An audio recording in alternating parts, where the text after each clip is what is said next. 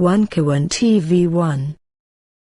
Bapak Ibu sekalian yang saya hormati dan saya muliakan, pagi ini petisi 100 dalam rangka memperingati Hari Ulang Tahun Kemerdekaan Negara Kesatuan Republik Indonesia yang kita cintai ini, ulang tahun yang ke-9,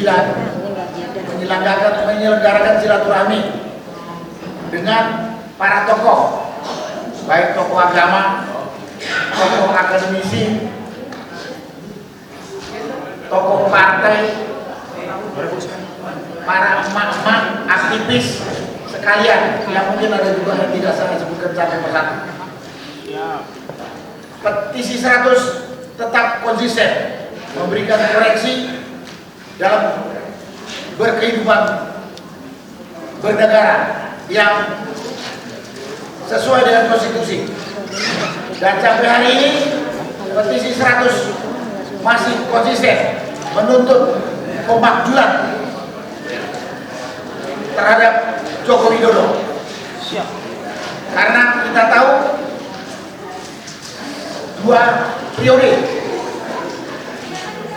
kepemimpinan Jokowi memimpin NKRI, kita lihat banyak sekali penyimpangan norma, etika, konstitusi.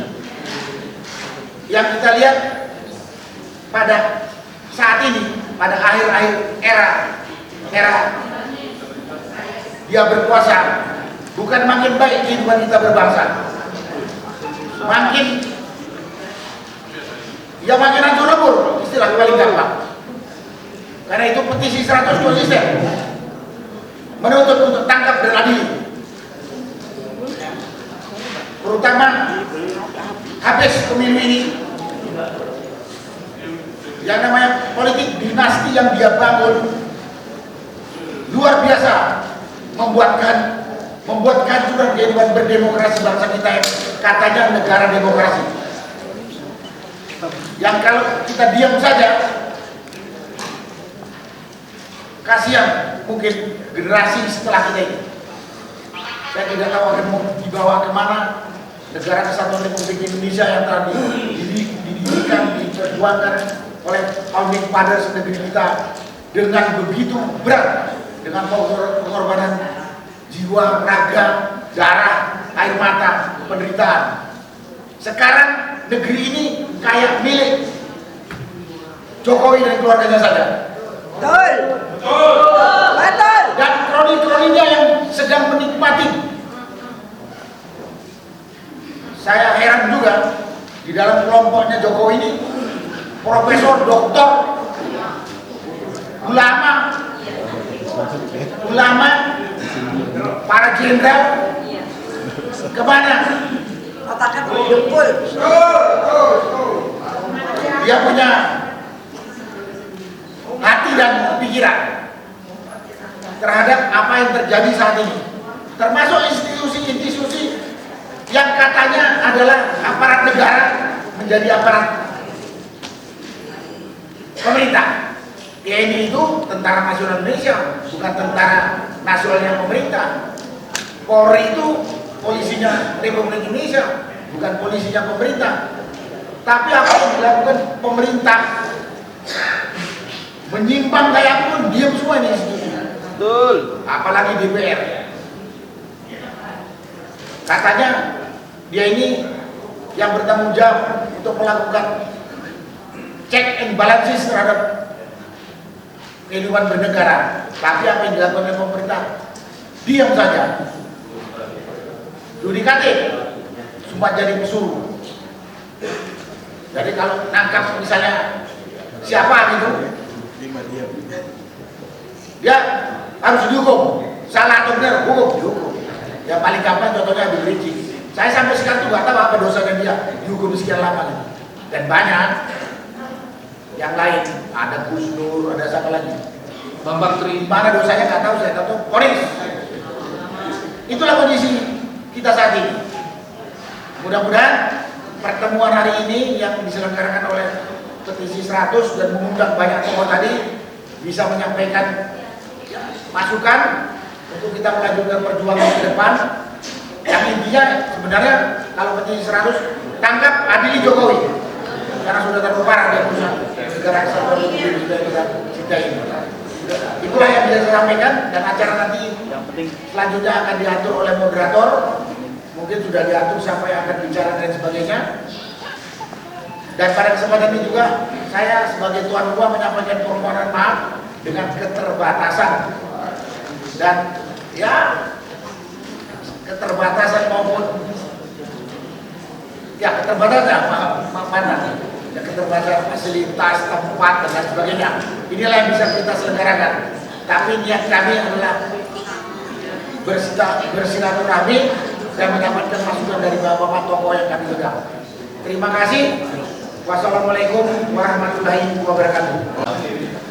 Kita tahu bahwa di akhir turunnya atau masa jabatan presiden yang dijuluki sebagai presiden mendadak, yang sekarang ini merasa makin hero, makin menjadi monster karena dia merasa semua sudah berada di tangannya, baik eksekutif, yudikatif, legislatif, ataupun bahkan partai-partai dan bahkan TNI, Polri, dan sekarang terakhir adalah ormas-ormas sudah merasa di genggamannya. Dan tentu yang dilawan atau yang ingin dijajah itu adalah rakyat. Oleh karenanya kita pada siang hari ini kita minta tokoh-tokoh yang hadir harus menyempatkan bersuara, dan sudah beberapa hari yang lalu beberapa gerakan-gerakan juga sudah melakukan sesuatu. Kita tahu bahwa lontaran kita, gerakan kecil kita adalah seperti kita menentukan tongkat Musa, dan insya Allah Allah akan mengijabahi perjuangan kita. Amin. Kita berkumpul di gedung juga pada hari ini, pada pagi ini adalah untuk mewujudkan, menyambungkan persatuan pergerakan-pergerakan bukan saja perorangan, dan insya Allah saatnya kalau target Pak Mambang sebelum 40 hari sudah tergabung seluruh gerakan dan harus segera menyelesaikan penguasa atau Presiden Jokowi yang betul-betul menghimpun kekuatan sebagaimana dia menghimpun kekuatan di IKN kemarin. Para tokoh-tokohnya dikasih di deretan paling depan, dan maka itu kami mengucapkan kemarin kepada wahai bapak kami TNI yang jenderal, yang prajurit, malulah kepada keluarga, malulah kepada rakyat, malulah kepada Allah yang telah menjadikan Anda seorang jenderal tapi tidak bisa tegak berdiri di depan rakyat. Dan kita menghimbau, kita memohon, wahai TNI, marilah bela rakyat, pasti akan diijabah oleh Allah Subhanahu wa Ta'ala. Dan pada hari ini kita akan mewujudkan itu, dan terus hari-hari ke depan kita akan berkumpul juga. Kemarin ada kumpul para napi dan napol, para pejuang yang tidak mempunyai salah, mereka dipenjarakan. Mereka mengatakan dulu mengangkat Jokowi karena memang bosan dengan pemimpin Orde Baru yang terlalu lama, tetapi ternyata mereka dipenjarakan oleh Jokowi juga. Maka tidak patut melengsarkan atau menuntut Jokowi pada saat telah dia lengser. Saat ini 40 hari ke depan menurut Pak Marwan, nanti insya Allah kita akan segera mewujudkan itu. Oleh karena itu sebelum kita mintai dari bapak-bapak, Pak Marwan tolong memberikan penghantar dulu untuk bapak-bapak bisa melakukan orasinya di depan. Selamat pagi dan salam sejahtera kita semua. Terima kasih atas kehadiran Bapak-Bapak dan Ibu-Ibu bahwa sebetulnya yang kami pegang pada acara ini di samping Bapak-Bapak dan Ibu-Ibu yang sudah hadir juga adalah tokoh-tokoh, baik itu dari purnawirawan, dari aktivis, politisi dan sebagainya, yang intinya sebenarnya kita ingin menyatukan suara dalam waktu yang tersisa atau malah nanti ya setelah beliau itu lengser dari kursi presiden, maka kita akan menyuarakan yaitu agar pemerintah yang akan datang itu menangkap dan mengadili seandainya itu tidak terjadi sebelum tanggal 20 Oktober. Jadi intinya kita ingin terus bersuara. Kenapa kita bersuara? Karena kita punya begitu banyak fakta, data tentang pelanggaran konstitusi, undang-undang, dan peraturan yang berlaku. Tapi karena sistem, terutama sistem yang ada di lembaga legislatif itu sudah tidak berfungsi. Sama juga dengan yang ada di lembaga-lembaga yudikatif. Jadi meskipun tadi saya sebutkan begitu banyak fakta data tentang pelanggaran konstitusi, undang-undang, dan peraturan itu tidak bisa terlaksana karena sudah dilumpuhkannya lembaga-lembaga legislatif dan yudikatif, maka saya kira suara untuk menuntut supaya terjadinya pemakzulan atau pelengseran dan pengadilan terhadap Jokowi ini kita akan terus gemakan. Nah, ini salah satu momentumnya dalam rangka HUT RI ke-79, dan kemarin itu ada Hari Konstitusi, dan hari ini adalah hari bagaimana petisi 100 akan terus bersuara, dan nanti akan kita bacakan pernyataan sikap petisi 100, dan itu saya kira setelah tokoh-tokoh yang hadir di sini menyampaikan sikap atau orasinya yang saya kira tidak perlu banyak-banyak, yang penting langsung kepada esensi. Untuk dengan begitu ini bisa menguatkan semangat perlawanan kita untuk tegaknya kebenaran dan keadilan di Indonesia. Saya kira itu saja. Terima kasih. Assalamualaikum warahmatullahi wabarakatuh.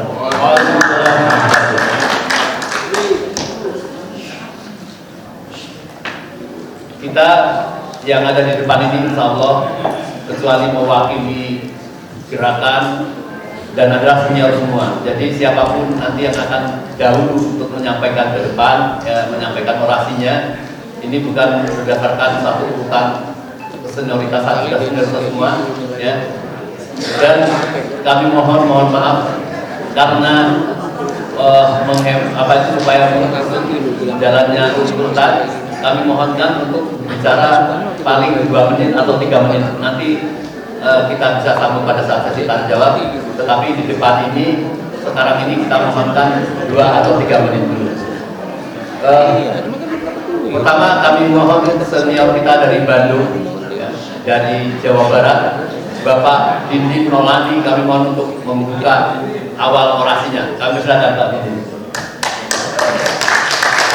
Mudah-mudahan acara-acara seperti ini, ya, mau apakah itu di buku silaturahmi, peringatan atau apa segala macam, tidak terus berlanjut hanya sekedar orasi. Pak Marwan juga mengatakan tadi bahwa ini kita tinggal 2 bulan lagi. Mau sampai kapan kita orasi dulu? Mau sampai kapan kita bikin pernyataan melulu? Ya, mereka tahu persis, ya, kekuatan sekarang ini hanya ada di orasi dan bikin pernyataan, begitu ya. Termasuk tulisan-tulisan, sehebat apapun tulisan, teman-teman di sini luar biasa ya. Di zaman saya dulu suka menulis, ya, luar biasa lonjakannya, keberaniannya segala macam. Tapi rejim karena memang sudah tertutup mata hatinya, telinganya juga, jadinya cuek saja. Ya, tidak ada sebuah respon yang signifikan. Ya, bahkan tadi dikatakan oleh Pak Narko, tambah kesini, tambah sudah mau turun, bukannya istilahnya lebih merangkul, mendekat pada rakyat, tapi malah membuat masalah banyak. Sehingga saya ingin mengatakan di sini, kita ini sudah melakukan sebuah gerakan yang namanya sosialisasi. Ini sudah berapa tahun kita sosialisasi tentang ini rejim buruk, nggak benar ini rejim bobrok. Kita sudah melakukan kedua, yaitu konsolidasi. di mana-mana semua. Petisi 100 adalah salah satu hasil sebuah konsolidasi antar kota yang penting terutama di Jawa. Yang belum kita lakukan adalah mobilisasi. Kita pernah lakukan mobilisasi, tapi belum optimal. Ya, petisi 100 banyak tokoh-tokohnya untuk melakukan gerakan sampai turun di jalan, pidato segala macam melakukan itu. Dan ternyata itu pun juga belum maksimal ya. Nah, kita coba dengan waktu yang sependek ini maksimalkan mungkin. Karena yang namanya mobilisasi adalah bagaimanapun juga harus memperlihatkan unjuk kekuatan yang namanya people power. Ya, itu people power ini jangan diartikan kita kudeta, revolusi dan lain sebagainya. Ini sebuah gerakan yang dilindungi oleh undang-undang. Kapan ini mobilisasi ini kapan menghasilkan sebuah people power ini? Saya melihat, mohon kepada teman-teman, makanya saya tidak akan orasi tentang siapa itu rejim Jokowi segala macam. Itu sudah di mana-mana, semua udah paham benar. Saya kira Pak Marwan, Presiden Penarko, Pak Siasno dan kawan-kawan, teman-teman yang lain, bahkan dari Surabaya datang, dari Solo, Jogja, kita butuh sebuah kekuatan di belakang yang benar-benar secara fisikali berani melakukan menjadi lokomotif di depan untuk sebuah pergerakan. Coba lihat bawah di sini nih. Ini rata-rata usianya di atas 60 dan di atas 70. Ya. Gimana mobilisasi usia segini gitu? Kita mau people power bagaimana? Kalau yang sampai detik ini yang muncul justru adalah kalangan para orang tua yang memiliki keberanian menurut saya. Ya, punya tanggung jawab. Yang paling utama terhadap masa depan anak bangsa ini. Tapi ya kalau kita bicara people power, bicara mobilisasi, yang bisa lokomotif harus yang muda-muda. Lokomotif tetap di depan itu harus mahasiswa, bu, dan lain sebagainya, ormas pemuda. Itu intinya. Ya, mau berapa ribu turun kita para tokoh juga dicuekin. Nah, kita kapan mengajak mereka ini untuk bersama-sama kita sebagai orang tua mendorong di belakang. Kami di sini petisi 100 bukan sosokan. Kami tidak merasa sebagai lokomotif untuk sebuah reformasi diri sekian, untuk sebuah revolusi. Tidak, yang itu adalah bagian anak-anak muda. Saya berharap ke depan segera merekrut, segera menggugah ya anak-anak muda ini, menggugah dan ayo kita sama-sama. Kami siap. Ditanya, kalau nanti kami turun petisi 100, gimana? Ya kita turun. Nggak akan kita terus jadi kabur tentu saja. Jadi saya berharap kepada teman-teman baik para senior, terutama yang muda-muda ini, segera kita mobilisasi yang betul-betul bisa menghasilkan sebuah proses demokrasi untuk memberikan kepada kedaulatan rakyat, yaitu people power. Demikian. Terima kasih. Assalamualaikum warahmatullahi wabarakatuh. Bapak ini adalah salah satu motor penggerak ya di petisi 100. Dapat tegas beliau seorang tokoh, seorang pengacara senior, dan di samping kita kami ingin mendahulukan dari tentara Bapak Laksamana TNI Bapak Selamat Subianto, seorang tokoh, dan setelah itu kita minta dari ulama kiai kita yang tegas, gamblang dari Jawa Timur. Nanti setelah ini kami persilakan kepada Bapak Selamat Subianto untuk menyampaikan orasi dan istirahat. Assalamualaikum warahmatullahi wabarakatuh. Waalaikumsalam warahmatullahi wabarakatuh. Merdeka! Merdeka! Merdeka!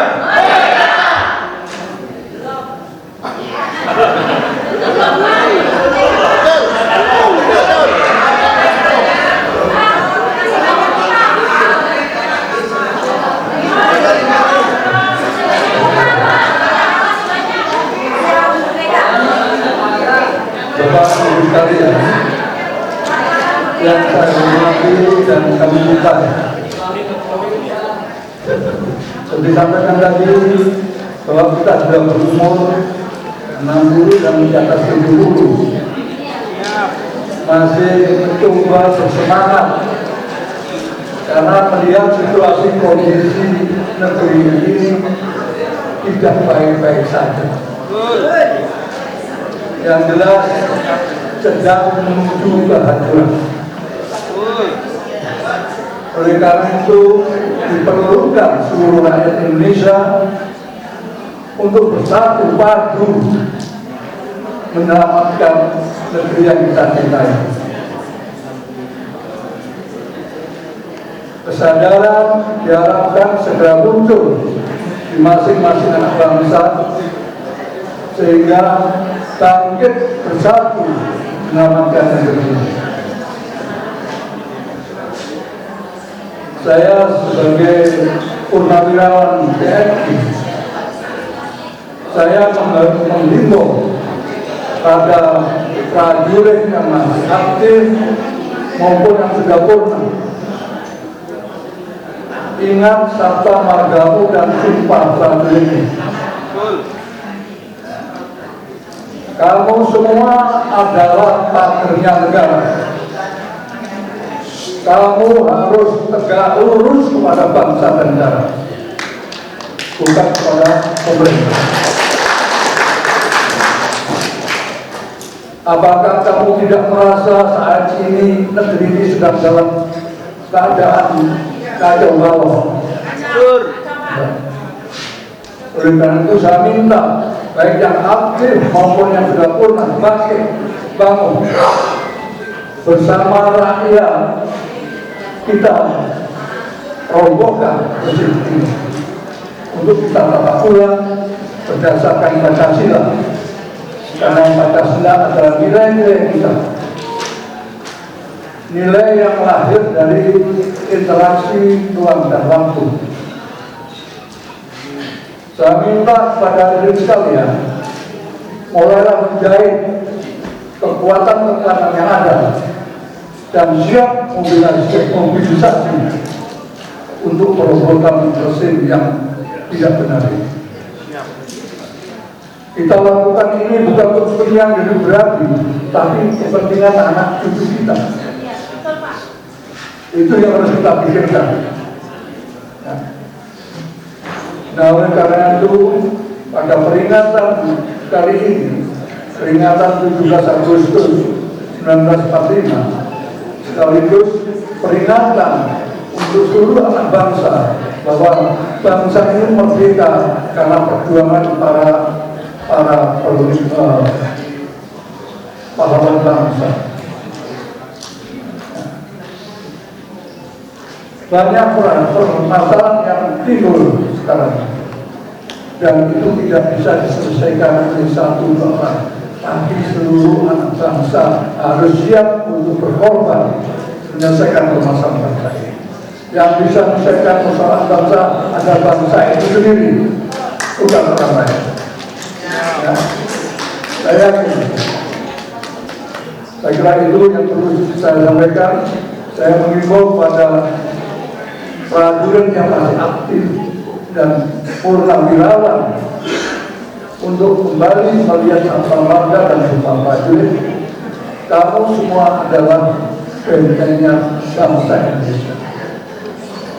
Kepada rakyat yang lainnya, saya minta bersatu dengan TNI untuk melakukan penyelamatan bangsa dan negara yang sudah diambil di ambang jurang kehancuran. Terima kasih. Wassalamualaikum warahmatullahi wabarakatuh.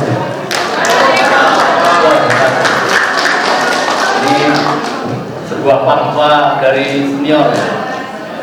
Bersiap-siap, rajut, dan bersatu. Kemarin beberapa kali Bapak Profesor Din Samsudin melalui gerakannya GPKR, gerakan penegak kedaulatan rakyat.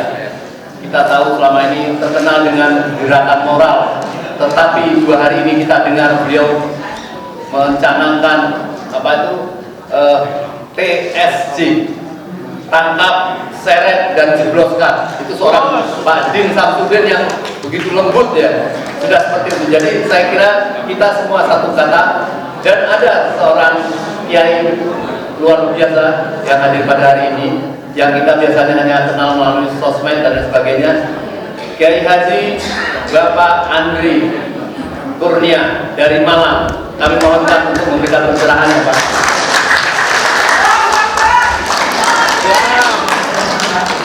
Siap revolusi. Assalamualaikum warahmatullahi wabarakatuh.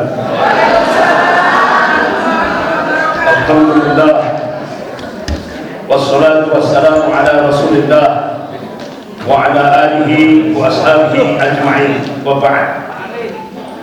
Yang dimuliakan Allah, para ulama, para asatidz, para tokoh, para sesepuh, para purnawirawan, jenderal, angkatan darat, angkatan laut dan sebagainya, para aktivis dan semuanya yang kami tidak menyebutkan satu persatu, para guru besar, para akademisi, para intelektual, cendekiawan dan semuanya.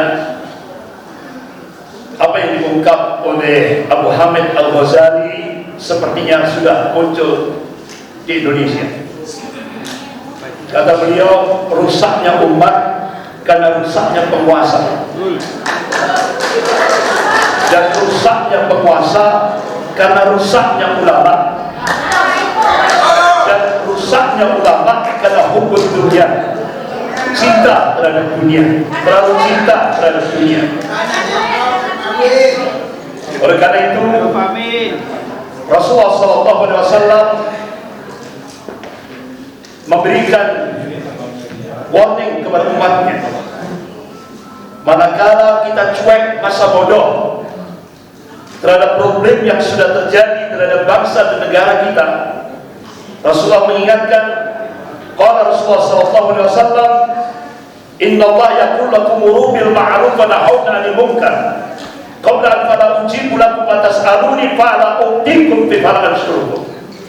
Hai manusia, sesungguhnya Allah menyuruh kepada kamu, ajak manusia untuk berbuat yang ma'ruf, berbuat yang baik, cegah dari yang mungkar, cegah dari kezaliman. Kenapa? Karena nanti ada satu masa, kata Rasulullah, di mana doa-doa kalian tidak akan lagi didengar oleh Allah.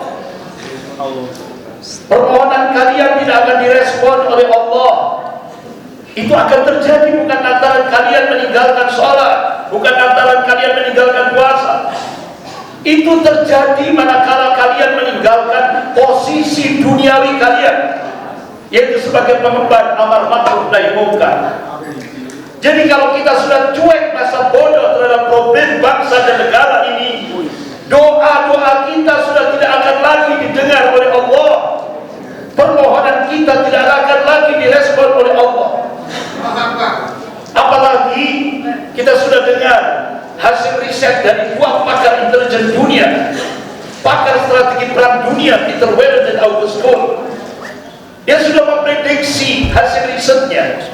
Diprediksi tahun 2030 sudah tidak ada lagi Indonesia. Yang ada adalah Cina. Oleh karena itu, kalau kita diam 1000 bahasa, imperialisme Cina akan benar-benar sudah tidak ada lagi Indonesia. Oleh karena itu, ayo semuanya bangkit, bangkit semuanya, takbir, takbir, takbir. Hanya dengan takbir itu Bung Tomo membangkitkan anak-anak Surabaya untuk melawan, yaitu sekutu daripada penjajah Belanda. Dan Masya Allah, hampir 20.000 yang mati syahid untuk mempertahankan kemerdekaan Republik Indonesia di Surabaya. Oleh karena semangat perlawanan dari Surabaya itulah, ayo kita jadikan untuk menyelamatkan bangsa dan negara kita dari kehancuran yang sampai sekarang ini sudah mengarah pada kehancuran total dan semua lini kehidupan berbangsa dan bernegara. Sekian. Wabillahi taufiq wal hidayah. Wassalamualaikum warahmatullahi wabarakatuh. Amin. Semoga apa yang disampaikan oleh Bapak Kiai kita bisa menjadi renungan bagi para ulama. Mereka sedang nampak bersemangat karena telah diberi iup tambah oleh seorang bahlil. Saya bertanya kepada saudara-saudara, ini penghinaan atau perbuatan baik? Oleh seorang bahlil yang katanya akan menjadi ketua kota, bahlil. Dialah yang menyengsarakan. Tanya kepada rakyat Rempang, siapa yang menyingkirkan dia? Siapa yang akan menggusur rakyat itu? Sekarang ini dimuliakan, akan dijadikan ketua Golkar. Bahlil.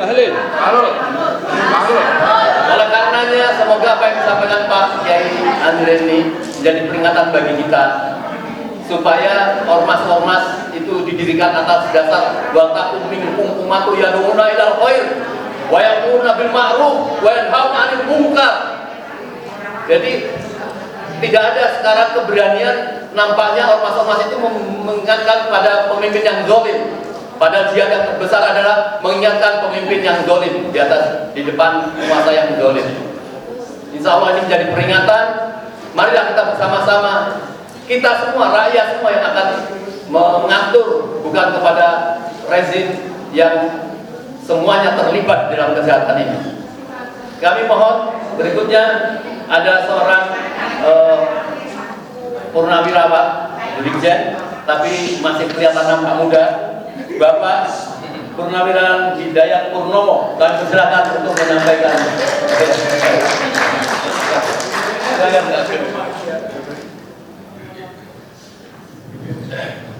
Semangat Jenderal.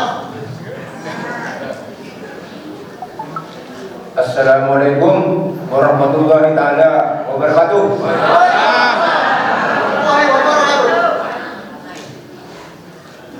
Merdeka.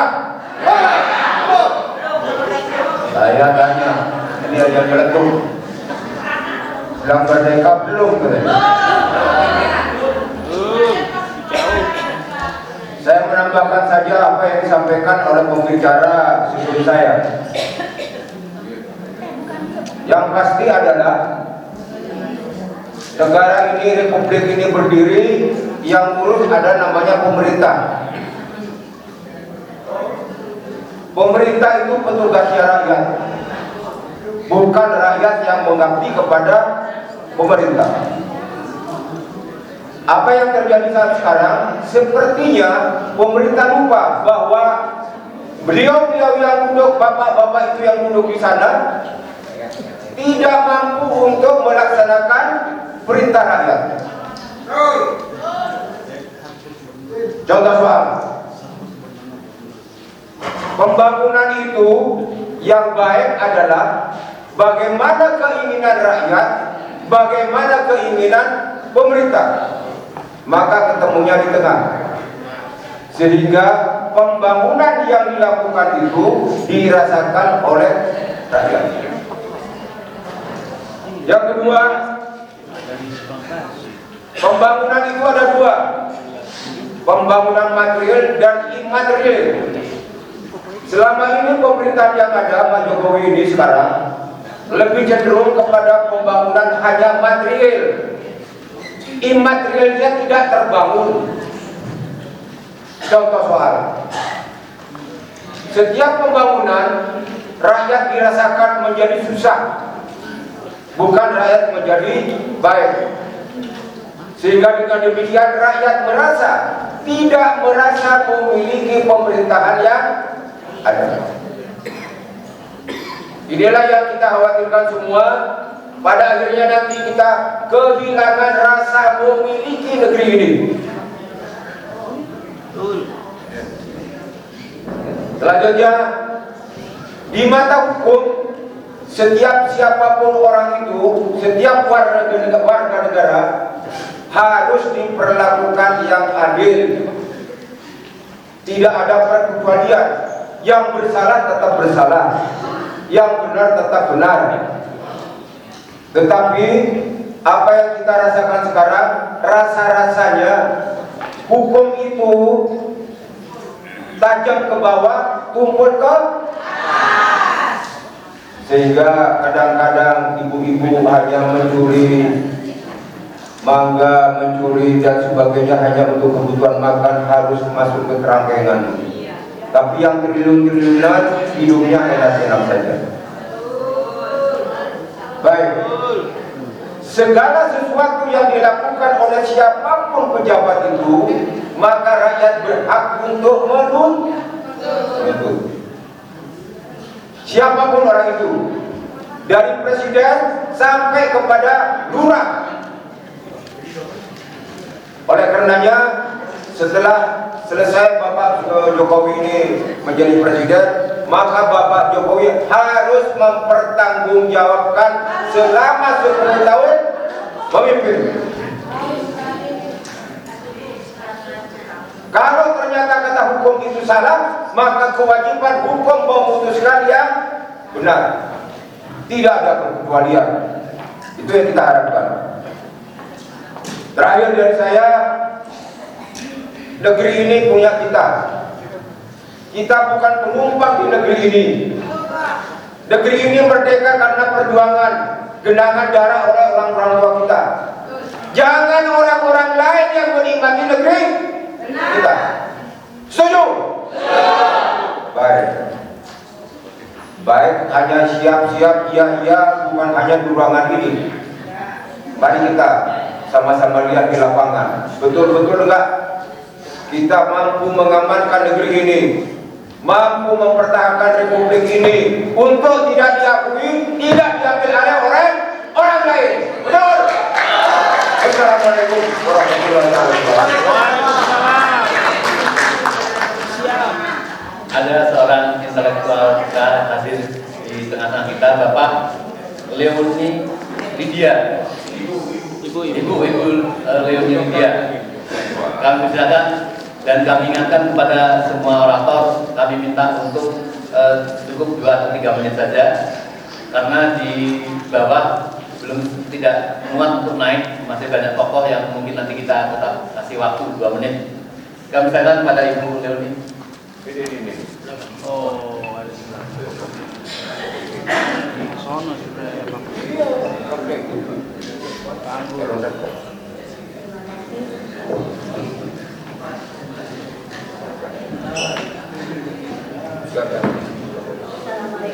warahmatullahi wabarakatuh. Waalaikumsalam warahmatullahi wabarakatuh. Saya sebetulnya tidak tahu apa yang harus disampaikan. Tapi izinkan saya memperkenalkan diri dulu. Tadi saya itu bukan siapa-siapa. Semua adalah di bawah kaki. Saya alumni ITB yang videonya viral tentang Sirekap. Dan itu juga video yang tidak disengaja. Dan membawa saya sebagai saksi ahli untuk 03. Tapi itu sudah selesai. Cuman saya memberitahukan bahwa background seperti itu adalah semua takdir ini juga awalnya dari keprihatinan dan kesedihan saya. Ketika bukan sekedar bahwa orang melakukan kejahatan, tapi awalnya dengan sembunyi dan sekedar melanggar, mungkin kita anggap amoral gitu ya. Tetapi pada saat yang Sirekap itu, menurut saya itu sesuatu yang sudah terang benderang dan melanggar satu prinsip yang mungkin di rejim-rejim sebelumnya mungkin tidak pernah melakukan. Kenapa akademisi, cendekiawan kok seperti dibawa semua pada melakukan kesalahan? Kalau di soal hukum di MK kita juga melihat itu dilakukan oleh bidang seperti itu. Ada tangan-tangan cendekiawan di setiap bidang di mana mereka menjadi pintu masuk untuk mereka bisa melakukan kejahatan. Kalau zaman dulu adalah bahwa perang itu kan ada benteng. Nah sekarang benteng itu ada penjaganya. Sekarang penjaganya kasih pintu masuk. Nah ahli IT terhadap mereka itu ada pintu masuk untuk mereka melakukan kejahatan di bidang itu. Dan semua prihatinnya kita adalah mereka itu seperti tidak tertutup hatinya. Kok tidak spontan? Harusnya akademisi, tidak hanya ulama ya, itu spontan. Kalau itu sesuatu yang bertentangan dengan dirinya, dengan prinsip itu, mereka tidak akan mau melakukan. Sekarang itu seperti tidak sekedar merasa bersalah, tetapi tidak mau tahu. Tadinya saya setelah fase ini, sidang MK selesai, saya tidak mau ikut lagi yang seperti ini, karena tadi saya juga terbawa saja spontan. Dan saya juga terpicu oleh seperti teman-teman di sini, bapak-bapak ibu di sini yang senior, dengan usia segini masih ingin meluangkan waktu, meluangkan tenaga, pikiran, mungkin juga biaya untuk datang, mencegah dengan tangan sendiri. Dan selama ini sebetulnya saya cuma nonton di rumah, dan saya berharap akan banyak. Jangan berhenti. Saya tadi udah mau berhenti tapi diajak Bang Safir, oh ya kita tidak berhenti. Dan akhirnya setelah duduk di sini, semangat saya muncul lagi.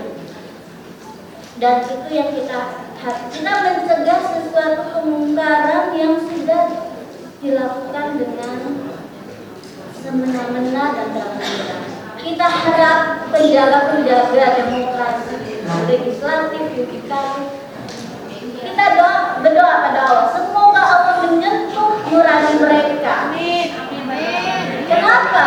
Karena dengan perilaku rezim sekarang, kalaupun dengan iming-iming itu, ya, mereka semangat, tapi semua itu hanya sementara. Lihatlah, dengan ketum partai yang mengundurkan diri kemarin, cuma menunda waktu. Mari kita berdoa agar mereka yang membuat keputusan besok ya, untuk besok bahwa itu adalah hari terakhir pendaftaran, Allah masih mengetuk di hati mereka bahwa kenapa? Karena keburukan, kejahatan dan apapun yang datang dari atas itu dari pemimpin yang zalim. Dan siapa yang bisa berubah? Kita harapkan dari pemimpin juga, pemimpin yang baik. Dan semoga di pilkada nanti kita mulai bahwa nanti kita juga memilih pemimpin yang baik apapun yang terjadi, dan semoga yang dicalonkan adalah yang baik. Assalamualaikum warahmatullahi wabarakatuh. Tahu bahwa beliau ini ya yang menemukan kecurangan alat sirekap pada Pilpres yang kemarin, dan beliau merasa muak, sebenarnya sudah tidak mau ikut-ikutan, tetapi karena diajak itu baru tahu tentang bagaimana kejahatan. Padahal setiap hari yang dibuat oleh rezim ini kejahatan tak puluhan atau ratusan bahkan.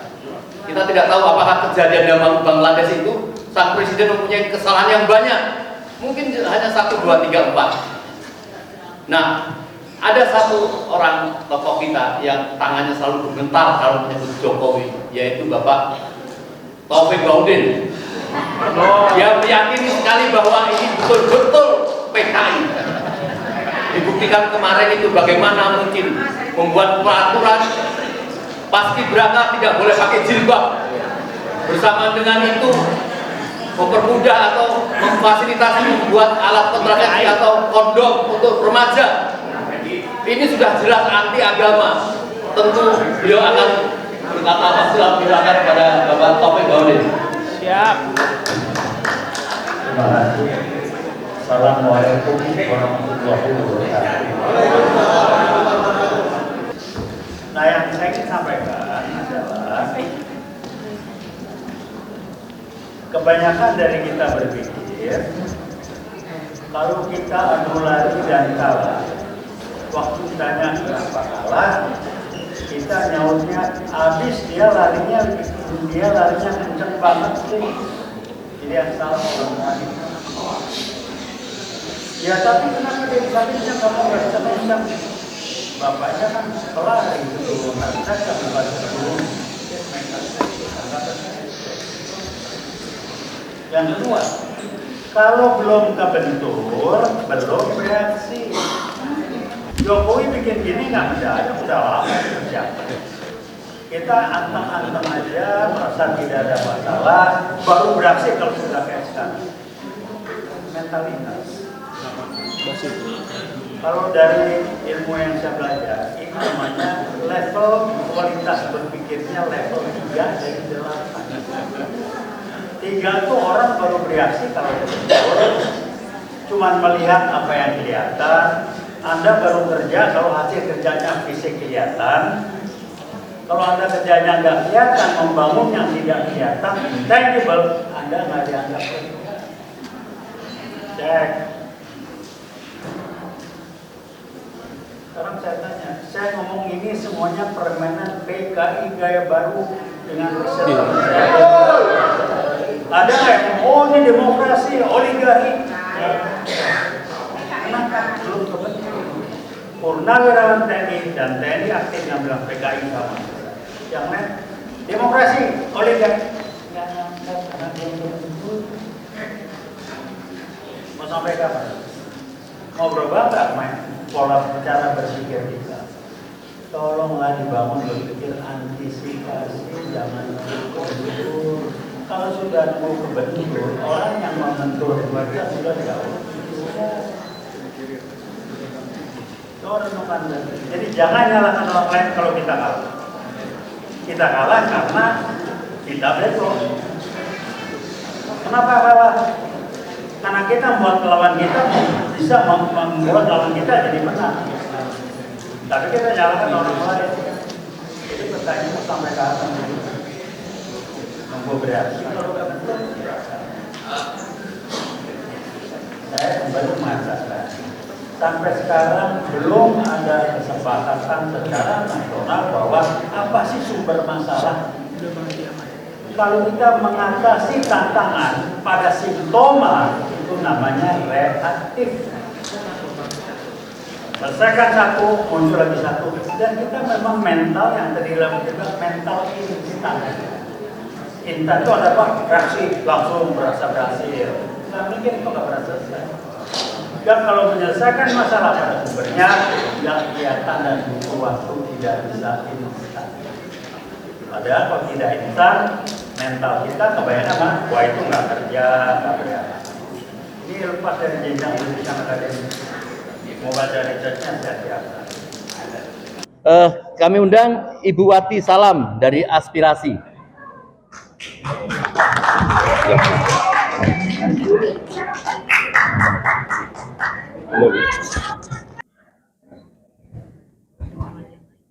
Bismillahirrahmanirrahim. Assalamualaikum warahmatullahi wabarakatuh. Hadirin yang saya muliakan, khususnya ibu-ibu aspirasi, terima kasih sudah pada hadir di sini. Buat Mak Santi yang dari Sosialita yang kemarin ketemu Bang Marwan katanya, mana dia Santinya nih? Nah sini Santi.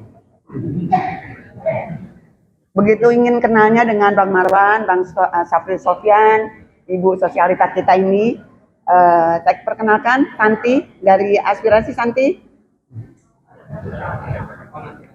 Jadi aspirasi banyak di Bandung ya? Banyak Pak. Ya. Bapak-bapak dan ibu-ibu sekalian yang saya hormati, marilah kita mengingat sedikit Undang-Undang Dasar 1945 Alinea 3. Saya bacakan. Atas berkat rahmat Allah yang Maha Kuasa dan dengan didorong oleh keinginan luhur supaya berkehidupan kebangsaan yang bebas, maka rakyat Indonesia menyatakan dengan ini kemerdekaannya. Pertanyaannya adalah, kita udah merdeka belum? Kemana itu 2014, 11.000 triliun ada di kantong, dikemanain? Ya tahu nggak di mana itu? Bukan, 4.000 ada di Singapura. Sisanya 7.000 triliun ada di ada di Swiss. Kenapa kita nih tidak mengutik yang 11.000 triliun yang sudah digaungkan oleh Mr. JKW pada 2014? Mestinya itu kita usut kemana uang yang 11.000 triliun itu. Nah untuk itu Santi, saya minta Santi Nursini mau orasi katanya, nggak usah panjang-panjang Santi, monggo silakan. 11.000 triliun Santi.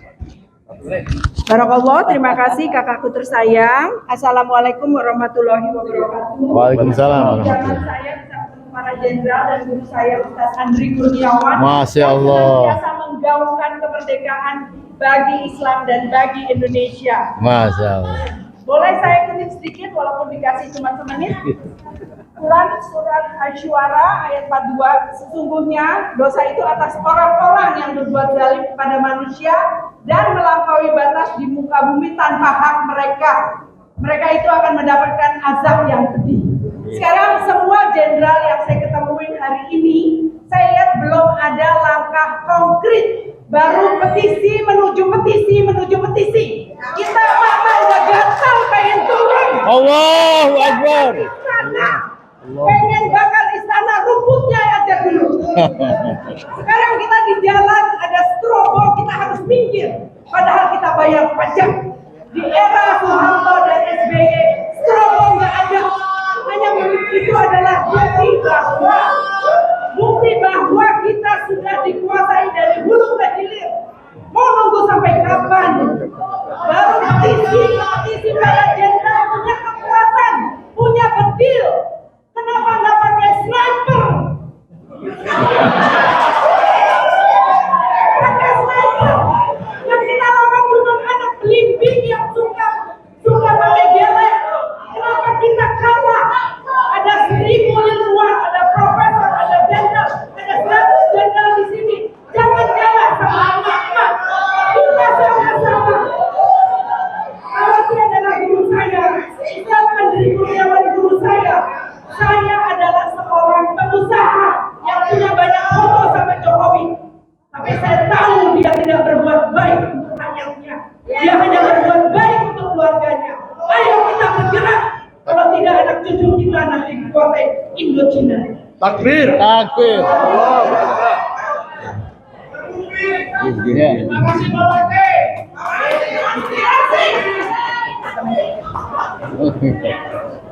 Ayo semuanya kita gaungkan yang digaungkan oleh petisi 100, kita jadikan kebangkitan gerakan nasional. Setuju nggak? Ayo bangkit semuanya. Di belakang kita ada petisi 100, ada Pak Din Samsudin, banyak banget gerakannya, tapi mari kita bersatu.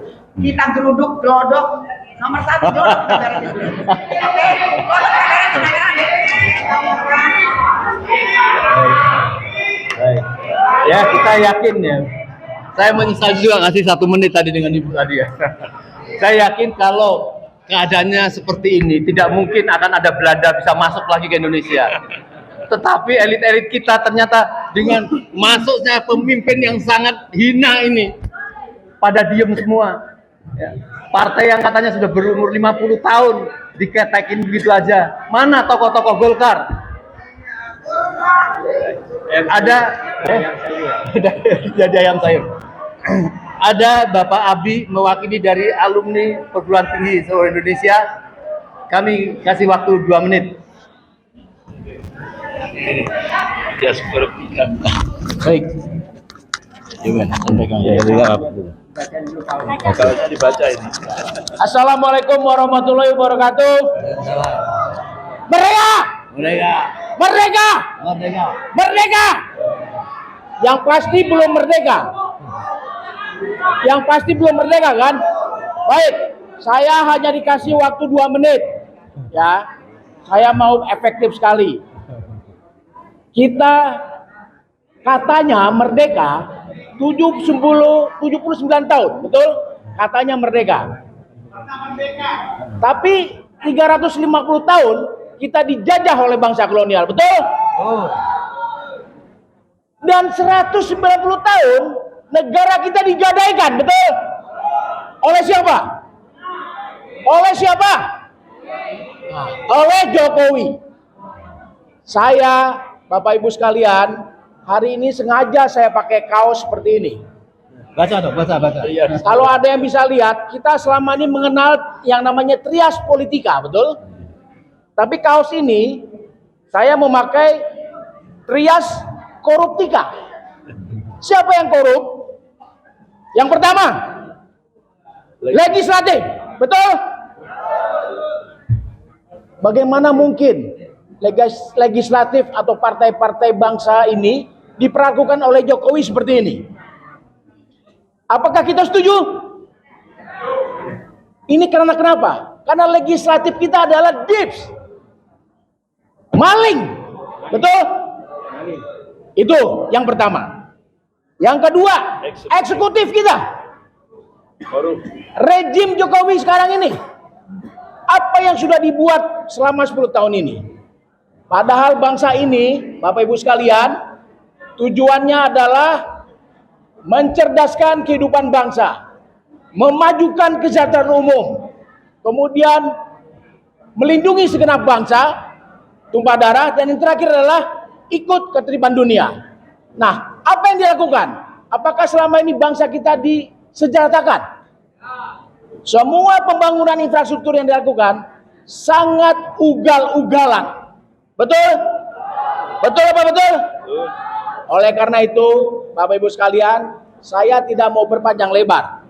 Kami dari Forum Alumni Pendidikan Tinggi Indonesia, terdiri dari 170 perguruan tinggi negeri dan swasta, siap mendukung untuk apa? Tangkap dan adili Jokowi. Setuju? Tangkap dan adili. Ada satu hal yang perlu kita perhatikan. Yang bergerak seperti ini bukan hanya simpul massa yang sekarang juga.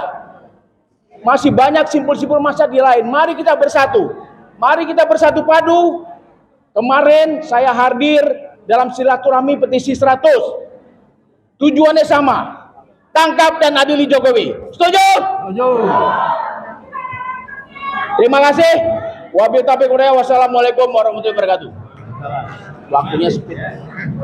Jadi harapan dari para pembicara tadi saya perhatikan bagaimana dan kapan kita akan bersatu dalam waktu singkat, dalam tempo yang secepat-cepatnya, ya. Kita memang harus menunjuk salah seorang untuk ditugasi untuk memberikan komando, ya, siapa gitu ya. Dan siapa saja, kita percaya dengan semua pergerakan-pergerakan. Ada dua ibu-ibu yang setiap hari tidak ada capeknya. Satu dari ARM, Aliansi Rakyat Menggugat, dan satu dari TPUA, Ibu Kurnia. Oleh karena itu, kami berikan waktu kesempatan pada Bu Ida. Ya. Tidak berpanjang lebar, Pak, Ibu.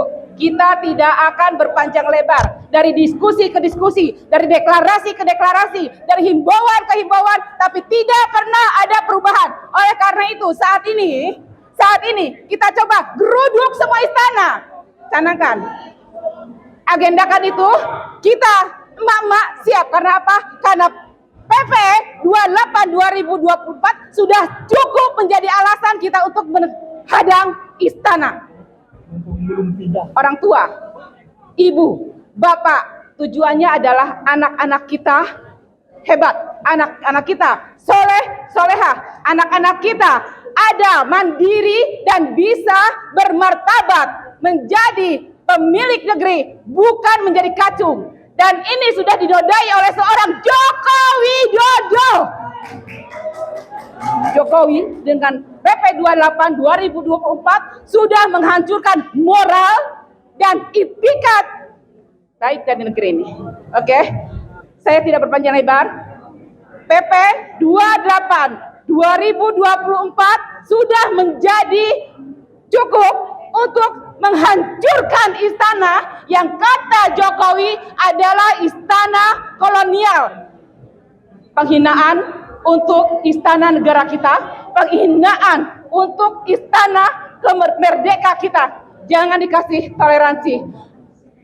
Tangkap, seret, jebloskan ke penjara.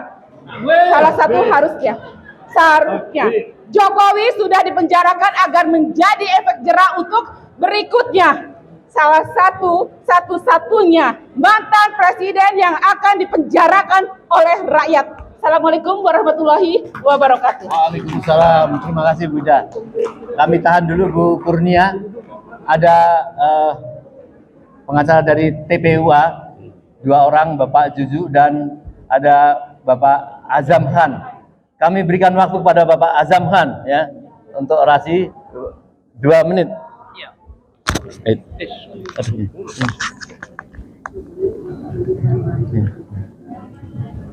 Bismillahirrahmanirrahim.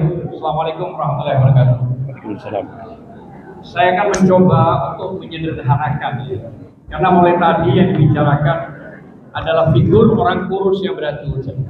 Jadi saya akan mencoba untuk menyederhanakan. Coba Anda bayangkan, saat dia ahli mebel, dia dipilih oleh PDI untuk masuk di wali kota 2 kali, Dr. Andes. Diangkat lagi sama PDI masuk menjadi gubernur, berubah insinyur. Dan setelah itu 2 kali juga 10 tahun tetap berada di gerbong PDI menjadi orang tertinggi di Indonesia, yaitu Presiden Republik Indonesia. Tapi apa yang terjadi? PDI dikencingin, PDI dihianati. Nah, dari situ dulu lah kita mengukur orang ini siapa. Ini maksud saya, jika ada orang atau ibu-ibu atau bapak-bapak mengambil sebuah anak umur 5 tahun, mau diadopsi atau tidak dipelihara sampai umur 20 tahun, suatu saat sertifikat rumahnya digadaikan, rasanya sakit atau enggak? Itu 1 person ibu. Bayangkan PDI rakyat, belum lagi rakyat Indonesia yang begitu besar dikibuli. Makanya muncul tahun 2019 akhir, saya ada Mbak Kurnia, ada Mas Cucu juga, ada Bang DHL, Alvin dan Bang Egi menggugat di PN Pusat tentang kebohongan. 66 kebohongan termasuk DPR dan MPR. Lagi-lagi putusan PN itu banci. NO nggak jelas, putusannya pun kami tidak dipanggil, tahu-tahu melalui online. Kacau lah negeri ini. Akhirnya kita mencoba lagi dengan menggugat ijazah.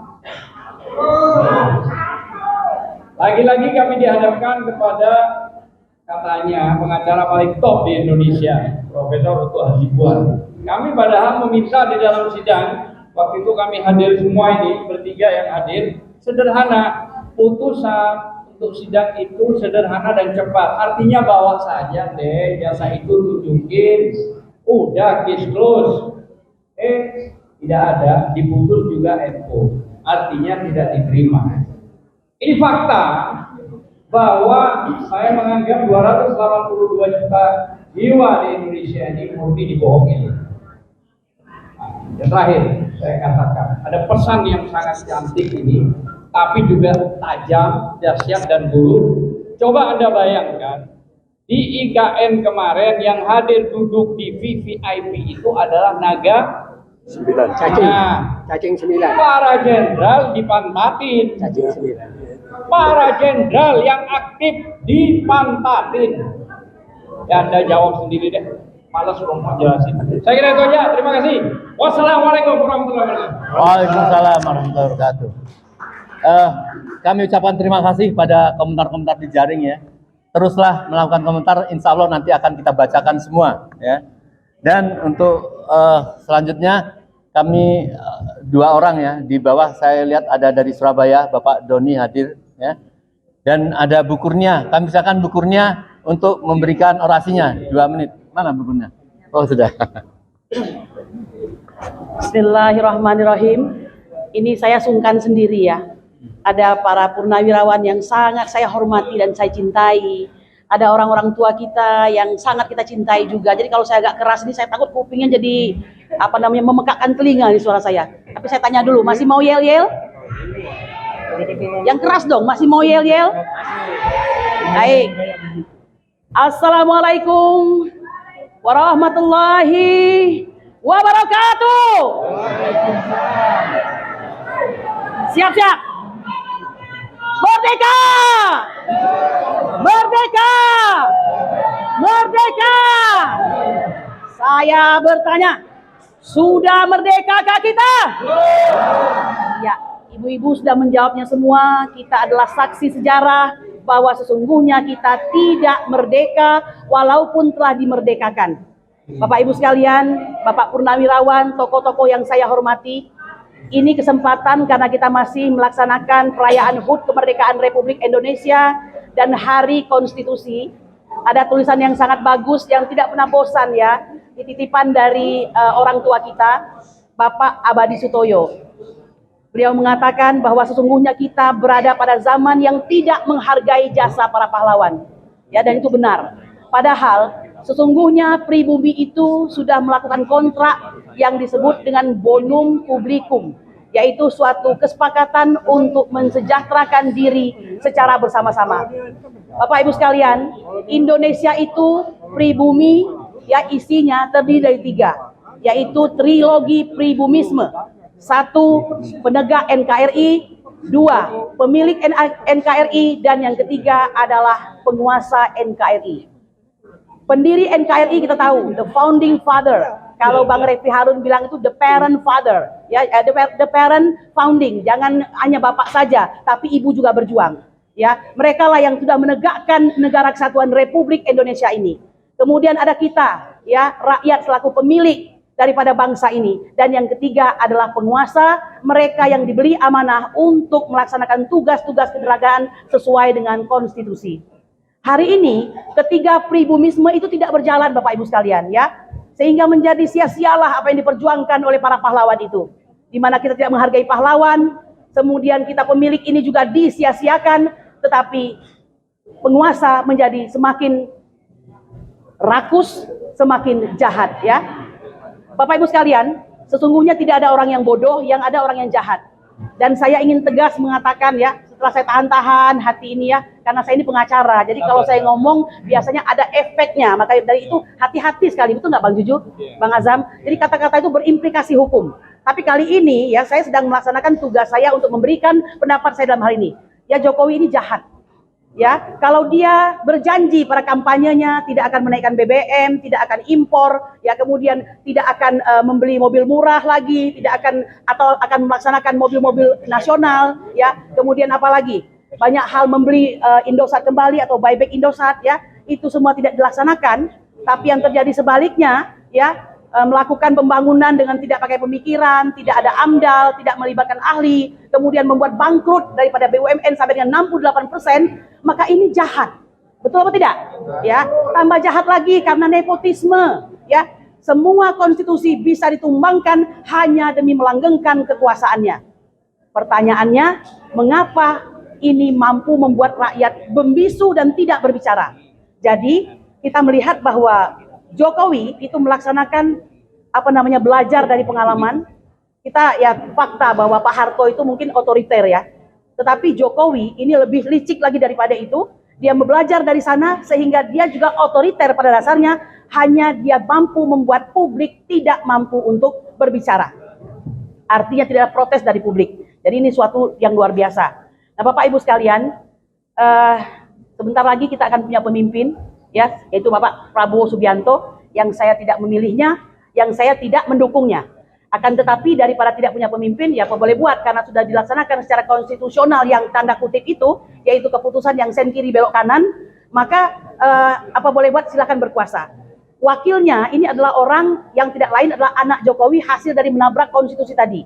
Saya ingin mengatakan, ada perkataan dari profesor siapa, orang Indonesia juga, bagus sekali, bahwa kepemimpinan, rusaknya kepemimpinan itu adalah berawal dari pemimpin yang kekanak-kanakan. Ya, saya melihat wakil presiden kita ini ada indikasi kekanak-kanakan. Apa contohnya, tentu Anda sendirilah yang bisa melihat faktanya.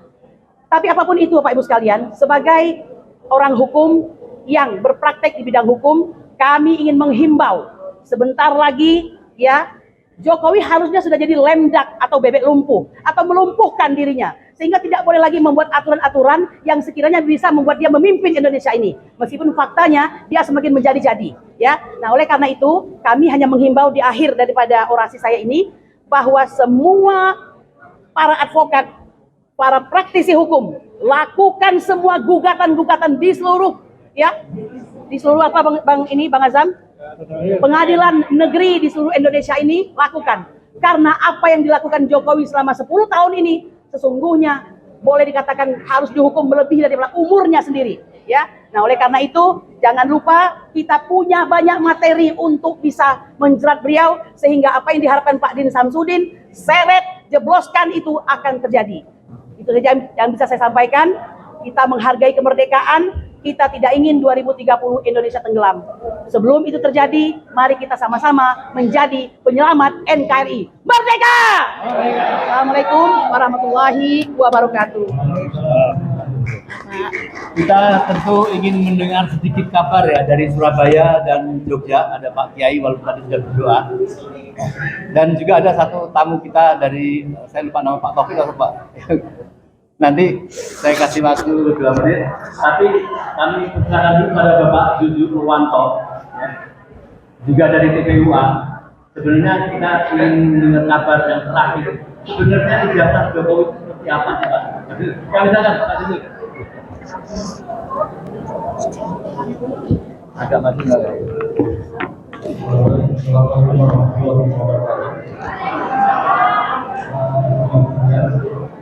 Pengadilan Jenderal sudah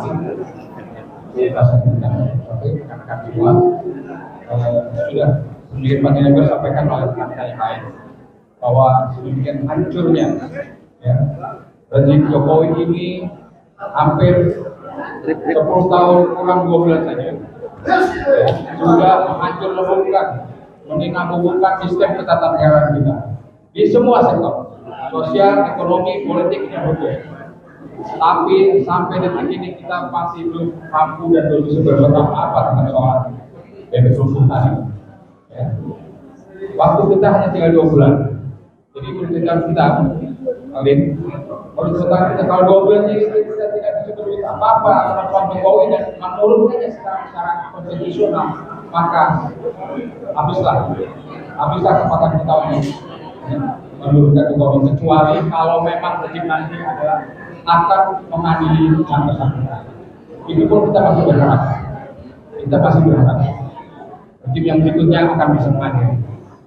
Jadi rekan-rekan, sekarang atau katakanlah 2 minggu depan, hanya kira-kira 2 minggu depan, hanya satu-satunya harapan kita bisa katakanlah melakukan suatu perlawanan oposisi.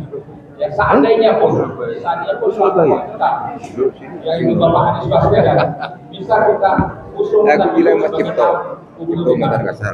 walaupun sampai sekarang karena semua partai yang bergabung itu yang terakhir juga kami dengar Nasdem juga akan bergabung dan kemudian hari ini PKB dan minggu depan kemungkinan PKB. Oleh karenanya siang ini paling kami akan datang PKB, akan datang DPP PKB. Kami akan minta bantuan kita dorong dan PKB yang sampai nanti terbujuk dengan mereka, bergabung dengan mereka. Itu harapan kami. Dan mudah-mudahan PDIP bisa juga bersatu bergabung dengan PKB. Kalau seandainya masih mau mendukung seorang Anies Baswedan. Itu harapan kami. Hanya kira-kira 2 minggu saja waktu kita. Kemudian masalah ijazah palsu. Ijazah palsu itu sudah 3 kali momen kita gugat di Pengadilan Negeri Jakarta Pusat, di Pengadilan Negeri Solo, ya, sampai kita korban seorang pusat kita, ya, dengan Bapak yang di penjara, akhirnya penjara itu. Pak Ustadz. Ya. Dikorbankan malah ini 2 orang. Dan sampai terakhir kemarin pun dengan seorang didatangkan pengacara Fatwa Hasibuan hanya menganggap bahwa itu masih perlu dibuktikan lebih lanjut. Hal ini sudah kita lakukan berkali-kali sampai berbulan dan sampai hampir 3 tahun gugatan ijazah palsu. Dan memang tidak akan mungkin ditunjukkan aslinya ijazah itu. Kita yakin betul bahwa Jokowi kasih ijazah palsu, ya saudara. Dan nanti hanya sejarah yang akan membuktikan itu. Kami yakin. Demikian sementara informasi di Indonesia. Baik, tamu kita semakin banyak ya, jadi tentu kita menghormati, harus bicara seperti komitmen dari awal kita walaupun hanya 2 menit. Tapi kami mohon dulu Pak Mas Doni dari Surabaya untuk memberikan orasinya 2 menit. Saya Doni dari Forum Tanah Air. Forum Tanah Air adalah forum gagasan dari 22 negara. Perjuangan kita situasi seperti ini, perjuangan kita harus lebih strategis.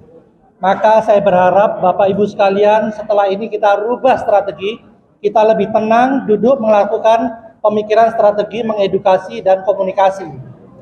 Karena kita akan coba berbicara dengan kawan-kawan di luar negeri, dukungan luar negeri. Perjuangan di dalam negeri pun dibutuhkan, tetapi strategi dan dukungan dari luar negeri pun juga harus kita upayakan. Karena hanya dengan itu dari dalam negeri dan luar negeri kita akan hancurkan rezim laknatullah ini.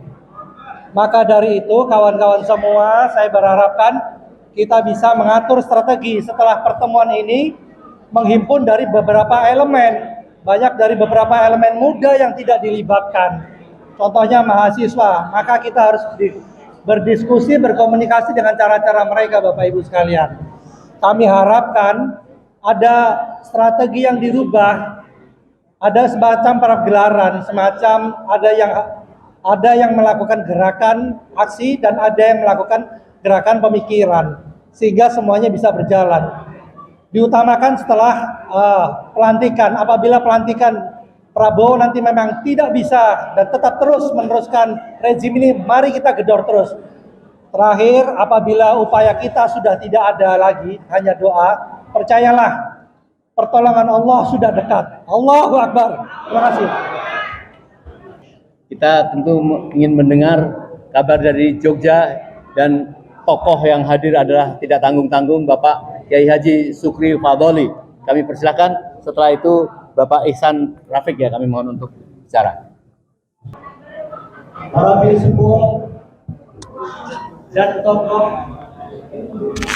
yang terhormat dan saya muliakan, hari ini kita bersyukur di hadapan Allah Subhanahu wa Ta'ala atas reolnya Indonesia merdeka dengan umur 79 tahun.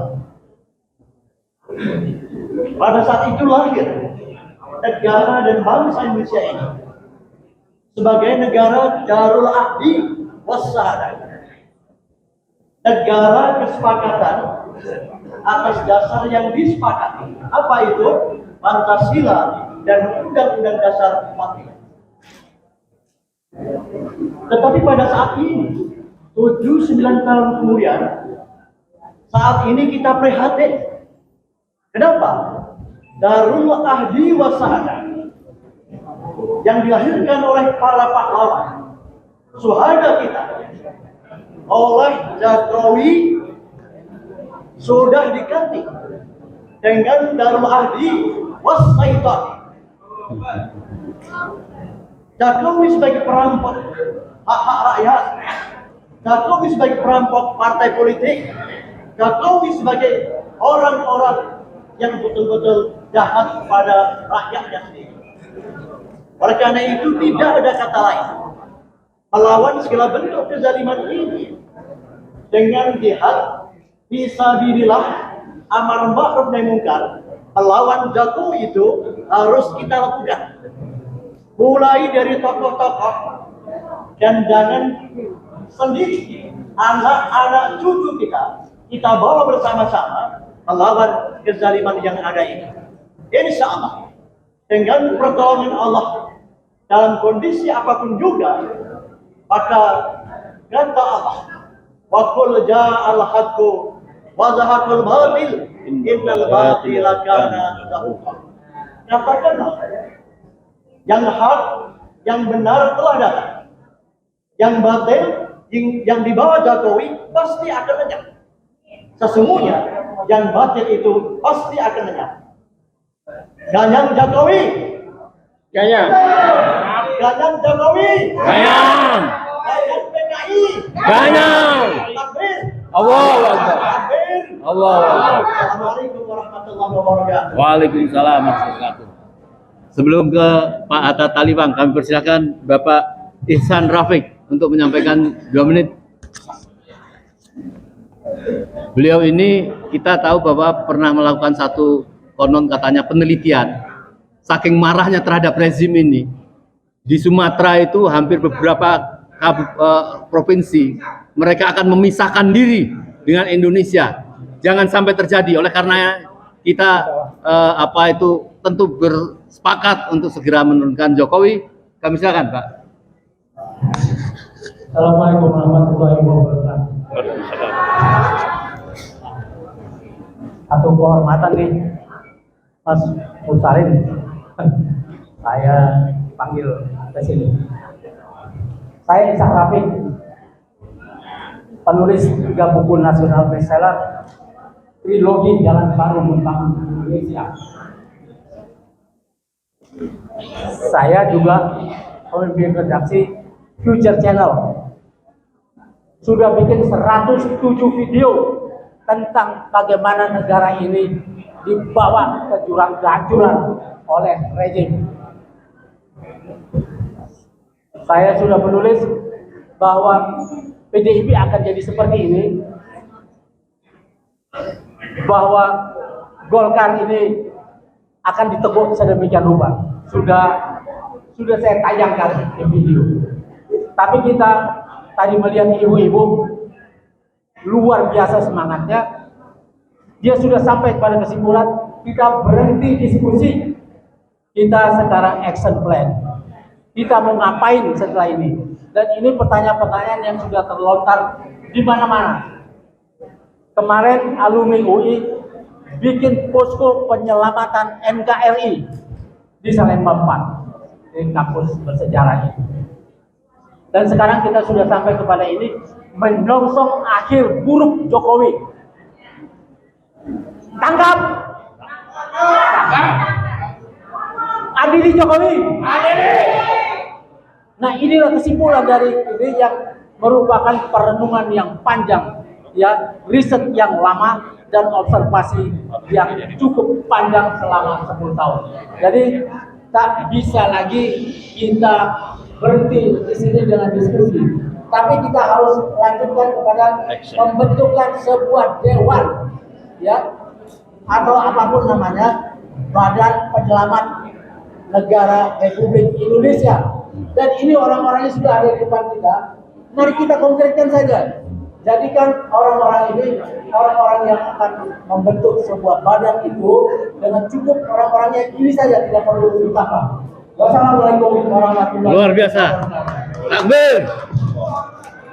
Baik, sebelum kita sampai kepada Bapak Rizal Fadilah dan Bapak Sunarko, ada tokoh Bapak Hatta Taliwang, ya, yang tampilannya kemarin itu memang kalem, ya. Coba kita lihat sekarang bagaimana sikap kepada rezim ini. Kasihan Bang. Ini Bang. Ya. Terima kasih moderator. Assalamualaikum warahmatullahi wabarakatuh. Waalaikumsalam warahmatullahi wabarakatuh. Dalam teori perjuangan ada 3 siklus yang terus berputar. Siklus pertama namanya diskusi. Sesudah itu siklus kedua demonstrasi, aksi. Dan siklus ketiga adalah refleksi, mengenang, merenung. Saya ambil pada posisi refleksi aja. Karena yang aksi sudah banyak, yang berkata-kata dengan segala hujatan segala sudah cukup banyak. Jadi saya mau ngajak refleksi, merenung saja dulu. Ya. Kalau saya renungkan secara filosofis, sebenarnya Jokowi itu sudah jatuh. Jatuh secara moral, jatuh secara kepercayaan rakyat. Walaupun ada hasil survei 80% itu survei kepuasan. Kepuasan segala itu survei akal-akalan aja. Coba kalau dia survei ruangan ini, saya yakin itu 100% bilang harus diakhiri dan diadili. Jadi cukuplah menurut saya segala caci maki ini. Nah, sekarang saya mau ngajak merenung. Renungan pertama saya, mengapa Jokowi ini susah kita turunkan? Ya kan? Yang pertama, syarat dari menurunkan atau melakukan perubahan politik itu adalah satu, ya, renungannya ya, kalau ekonomi itu memburuk secara ekstrim. Kalau ekonomi masih seperti sekarang gonjang-ganjing, belum bisa itu, belum.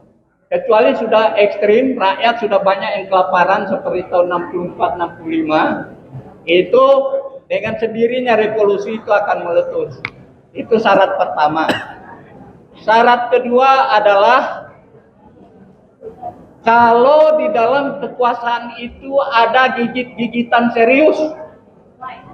Nah, memang sudah ada gigit-gigitan yang terjadi, tetapi masih malu-malu kucing. Ibu Mega dengan Jokowi marah gitu aja, ya kan? Enggak saling gigit benar-benar gitu loh. Beda dengan TNI dengan PKI dulu benar-benar gigit-gigitan itu, saling sikut, saling sikat benar gitu sehingga terjadi perubahan. Ini Jokowi dengan siapa lagi? Dengan Golkar apa lagi? Digergaji habis itu. Jadi dan tidak ada perlawanan juga gitu loh. Itu menyebabkan tidak bisa juga terjadi gerakan perubahan yang masif. Yang ketiga adalah syaratnya perubahan politik itu ada soliditas antara kaum oposisi. Nah, ini yang harus kita evaluasi. Apakah gerakan oposisi ini sudah solid atau belum? Nah, kita harus jujur. Apakah di antara kita ini masih berjuang masing-masing, apalagi daerah informasi ini banyak podcast, setiap podcast merasa jadi tokoh, sehingga tidak ada yang merasa jadi anak buah. Ya, jadi agak sulit juga ini mensolidkan gerakan ini. Yang keempat, kalau kita refleksikan, kalau perubahan politik di era Pak Harto, di era Bung Karno itu ada campur tangan luar kekuatan kapitalis global. Itu nggak bisa dibantah bahwa mereka ikut mendalangi, bahkan sampai ketika mereka menang, ketika berhasil menjatuhkan Bung Karno itu di Jenewa, mereka kumpul para kapitalis global itu bilang, ayo kita kumpul di sini karena ada tangkapan baru, katanya. Indonesia dianggap sebagai tangkapan baru waktu itu, sebagai negara yang berhasil ditaklukkan, yang keluar dari semangat revolusinya, tetapi masuk ke dalam perangkap kapitalisme. Ini Indonesia dianggap tangkapan baru. Dan terakhir, ya, syarat adanya perubahan itu adalah konstitusinya. Konstitusi kita untuk mengimpeach presiden itu sekarang bertele-tele. Tidak seperti di saat UUD 45 yang asli dulu, di mana Bung Karno salah sikat jatuh, Pak Harto salah sikat jatuh, ya kan? Gus Dur miring sikat jatuh, Habibie tidak beres, pertanggung jawab tidak diterima. Itu konstitusi yang punya roh, punya kekuatan. Kalau konstitusi yang sekarang ini salahnya harus dinyatakan oleh DPR, sementara DPR ketua partainya dikuasai oleh Jokowi, ya kan? Jadi bagaimana mau mengimpeach? Lalu sesudah itu kalaupun mau DPR harus lapor dulu ke MK. Apakah itu secara hukum boleh atau tidak? Kalau MK yang ada iparnya di sana atau besannya ya ada di sana, mana bisa dia menyatakan bahwa Jokowi ini bersalah. Dan yang terakhir, mereka harus lapor dulu ke MPR. Saya kira itu ya. Di MPR pun prosesnya tidak mudah dan itu membuat banyak orang putus harapan, malas untuk melakukan impeachment itu. Saya kira itu ya, cepatnya refleksi. Memang kalau refleksi itu tidak enak dengarnya, ya kan? Tapi itu harus jujur kita akui, inilah kondisi yang kita hadapi. Demikian, wassalamualaikum warahmatullahi wabarakatuh. Waalaikumsalam warahmatullahi wabarakatuh. Mohon maaf, bagi para tokoh yang tidak sempat terundang, ya, karena kita tadi sebenarnya menginginkan pada saat zuhur kita sudah selesai untuk tahap pertamanya. Kita sepakati kalau terdengar suara azan, kita akan break dulu untuk dilanjutkan. Ya. Assalamualaikum. Jangan komando dulu ya. Jadi ada satu kata pendek, satu kalimat pendek tentang apa namanya reshuffle ini adalah menunjukkan Jokowi semakin panik dan kalah. Ya. Karena yang paling penting misalnya yang orang lawan itu kita tahu adalah pendidikan ini. Itu gara-gara kakak susah diomong ini. 2 bulan. Agak tenang ya, mohon tenang. Gimana kita mau revolusi? Mohon tenang ya. Ini mau mengeluarkan komando nih. Kita lagi, tunggu 2 bulan lagi. Jadi saya mau kasih tahu aja bahwa tugas utama Menteri Keuangan yang baru adalah nanti akan segera mengesahkan susunan pengurus golkar yang baru. Ya, golkar ini besok mereka akan tenang pemilu. Atau kalau tentunya paling lama ini juga. Nanti golkar lagi ketua umum yang baru adalah namanya Siti Lita. Ya, ini menjadi penting karena kalau Bahlil menjadi ketua umum, maka porsi ketua Dewan Pembina orang katanya akan diserahkan kepada Joko Widodo.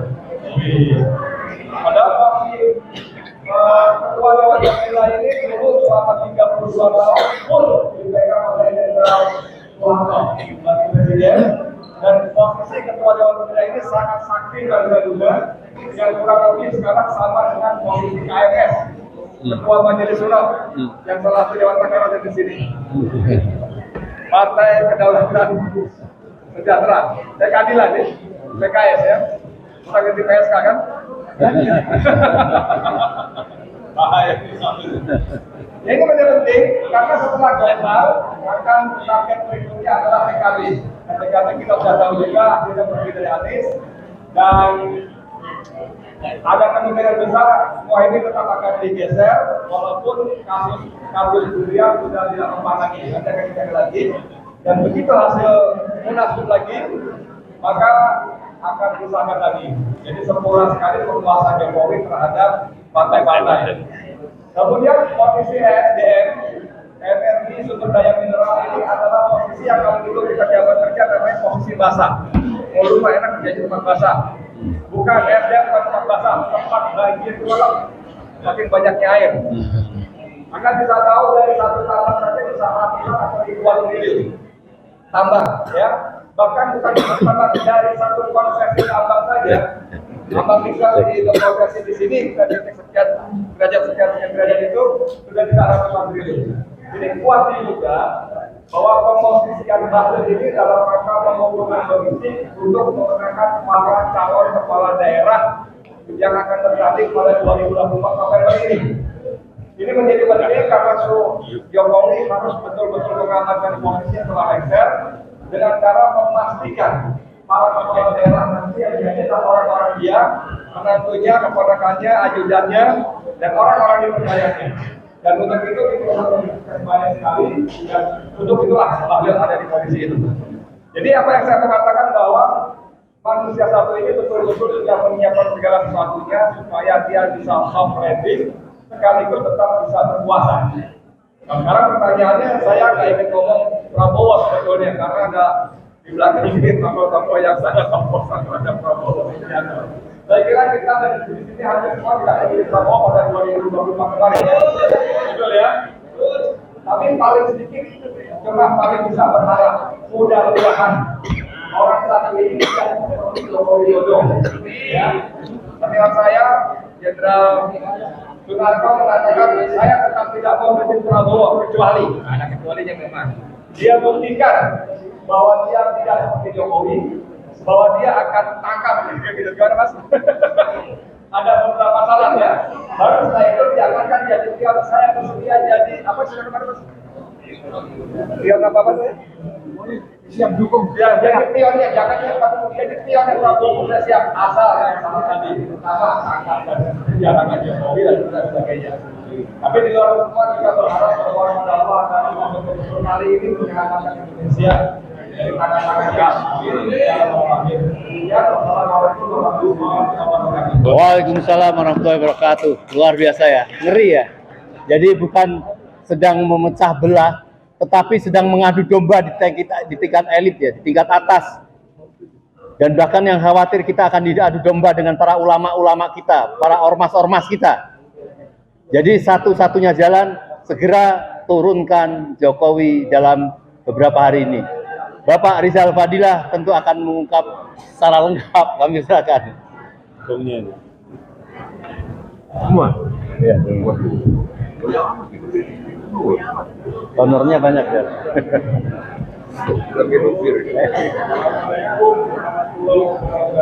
Waalaikumsalam. Ini nanti habis ini kan pembacaan tempat duduknya Muslim. Iya. Kita bikin kamar aja.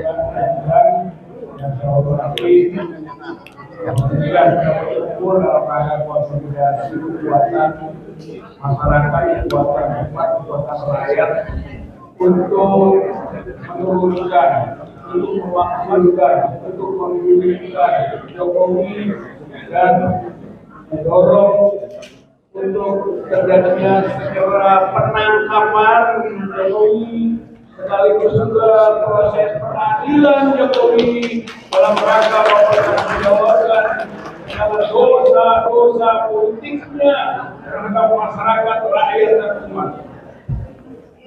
Saudara-saudara sekalian, bahwa sekarang istana negara pindah ke Kalimantan, yang di sini ditinggalkan, yang di sini yang di Jakarta sekarang menjadi istana rakyat. Istana negara, istana presiden pindah ke Kalimantan. Istana di Jakarta ditinggalkan, maka harus jadikan istana rakyat. Ayo kita rame-rame datang, tempati, isi istana itu sebagai istana rakyat. Segera. Kemarin itu 18 hari konstitusi kita ditipu, kita dibohongi, kita dibodohi seolah-olah hanya hari konstitusi, padahal 18 Agustus itu hari ideologi. Pancasila ditetapkan 18 Agustus, Undang-Undang Dasar 45 tanggal 18 Agustus. Jadi 18 Agustus itu hari konstitusi dan hari ideologi. Jokowi menipu kita seolah-olah hari ideologi 1 Juni 45 katanya kelahirannya. Setiap 1 Juni disebut hari ideologi. 18 Agustus hari konstitusi. Kita ini dibodohi, tidak bisa dipisah-pisahkan. Pancasila itu fundamental norm, kata Hans Kelsen dalam Schopenhauer teorinya. Disebut juga true norm, kata Hans Kaviaski. Artinya Pancasila itu fondasi. Dan dalam konteks kenegaraan bahwa Pancasila sumber dari segala sumber hukum. Sebaliknya, sumber dari segala sumber masalah namanya Jokowi. Pasti Jokowi itu versusnya Pancasila, saudara-saudara sekalian. Kalau kita mau bela Pancasila, turunkan, angkat, adili Jokowi. Jokowi itu merusak negara, menghancur hukum. Hukum jadi alat kekuasaan, hukum jadi alat penyanderaan, hukum untuk menjadi sarana penindasan rakyat. Oleh karenanya, ia telah menghancurkan hukum. Jokowi menghancurkan politik, nirmoral, menghalalkan segala cara, ingin memperpanjang kekuasaannya. Berarti dia menghancurkan politik akal sehat, politik moral, politik etis, politik berbasis ideologi yang telah disepakati Pancasila ini. Jokowi merusak ekonomi, hanya kaum konglomerat yang dilayani, rakyat tetap melarat. Oleh karena itu, kesenjangan tetap terjadi dan makin lebar. Jokowi menghancur ekonomi, Jokowi menghancurkan agama, saudara-saudara sekalian. Sinkretisme, sekularisme, mistisisme. Coba lihat dukun kerasi sekarang ini. Kembali ke zaman jahiliyah. Kekuasaan di tangan dukun, kekuasaan di tangan paranormal, agama diporak-porandakan, kemusyrikan merajalela di negeri Indonesia yang berbasis ketuhanan yang Maha Esa. Ini pengkhianatan agama, saudara-saudara sekalian, dan Jokowi adalah penghancurnya. Oleh karena itu, rakyat harus bersatu bersama dengan TNI.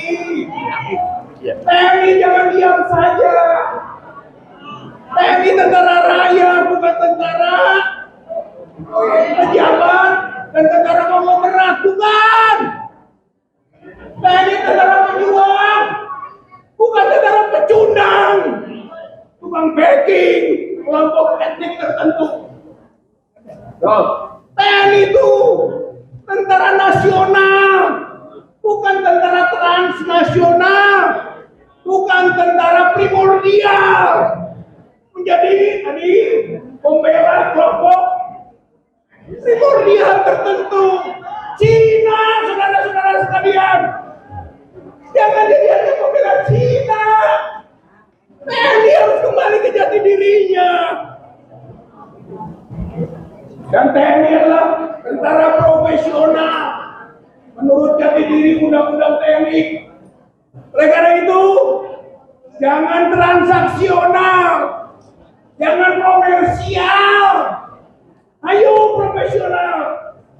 Ini tantangan rakyat untuk bersama-sama TNI mengembalikan lagi ke ideologi dan konstitusi yang diinginkan oleh founding fathers.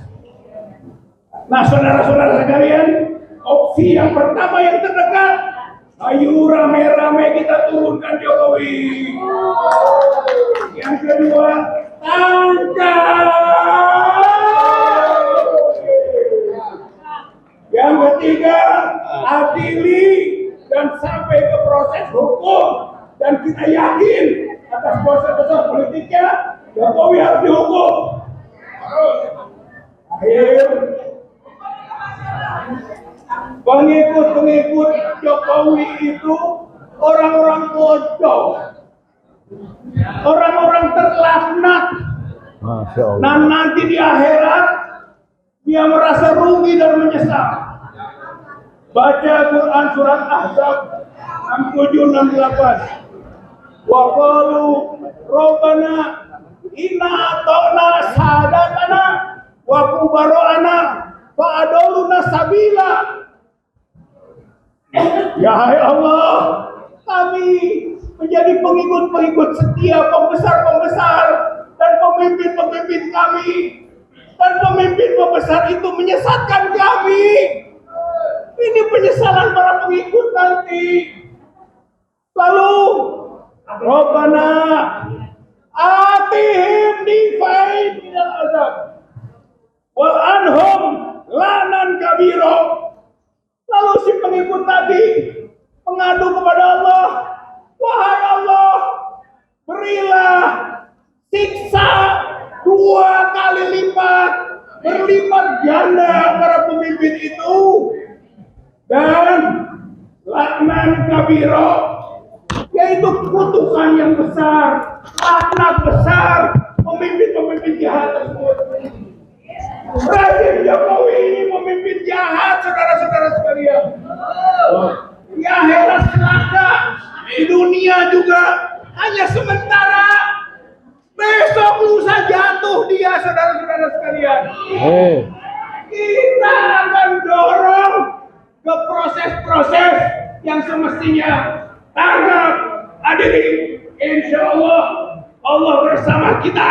Insya Allah bahwa perjuangan akan sampai pada ujungnya. Jangan putus asa, jangan kecil hati, jangan skeptis. Yang penting, perjuangan masih ada.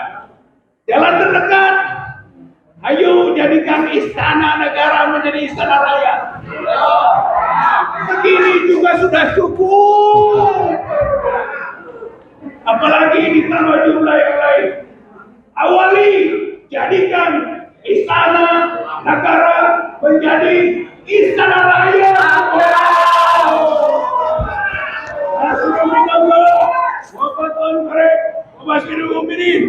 Allahu Akbar. Allahu Akbar. Allahu Akbar. Assalamualaikum warahmatullahi wabarakatuh. Waalaikumsalam. Luar biasa. Kita tarik nafas ya sebelum mendengarkan terakhir dari Bapak Sunarko. Tapi kami mohon Pak Marwan pindah ke tengah dulu untuk mempersiapkan membacakan pernyataan sikap. Kami ya Pak Marwan pindah ke tengah untuk membacakan pernyataan sikap. Ya. Kami juga bisa bersama.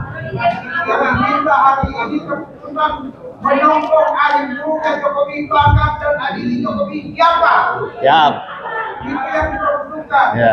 Di sini siap terima perintah dari Pak Sunarko. Siapa yang akan perintah?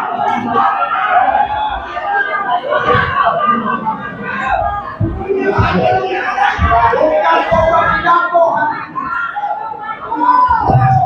Bukan penyelesaian masalah. Jangan jaga. Harap tenang ya. Harap tenang ya. Harap tenang.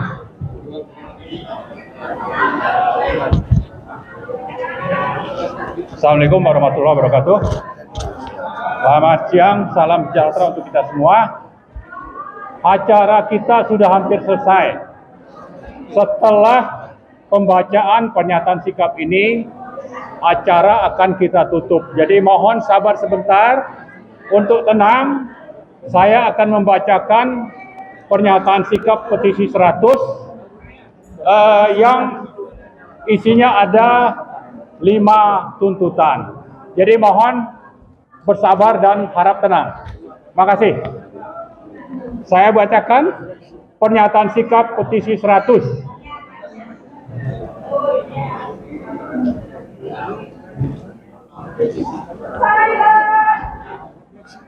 Menyongsong akhir buruk Jokowi, adili segera bahwa sisa waktu masa jabatan Presiden Jokowi tidak sampai 2 bulan lagi.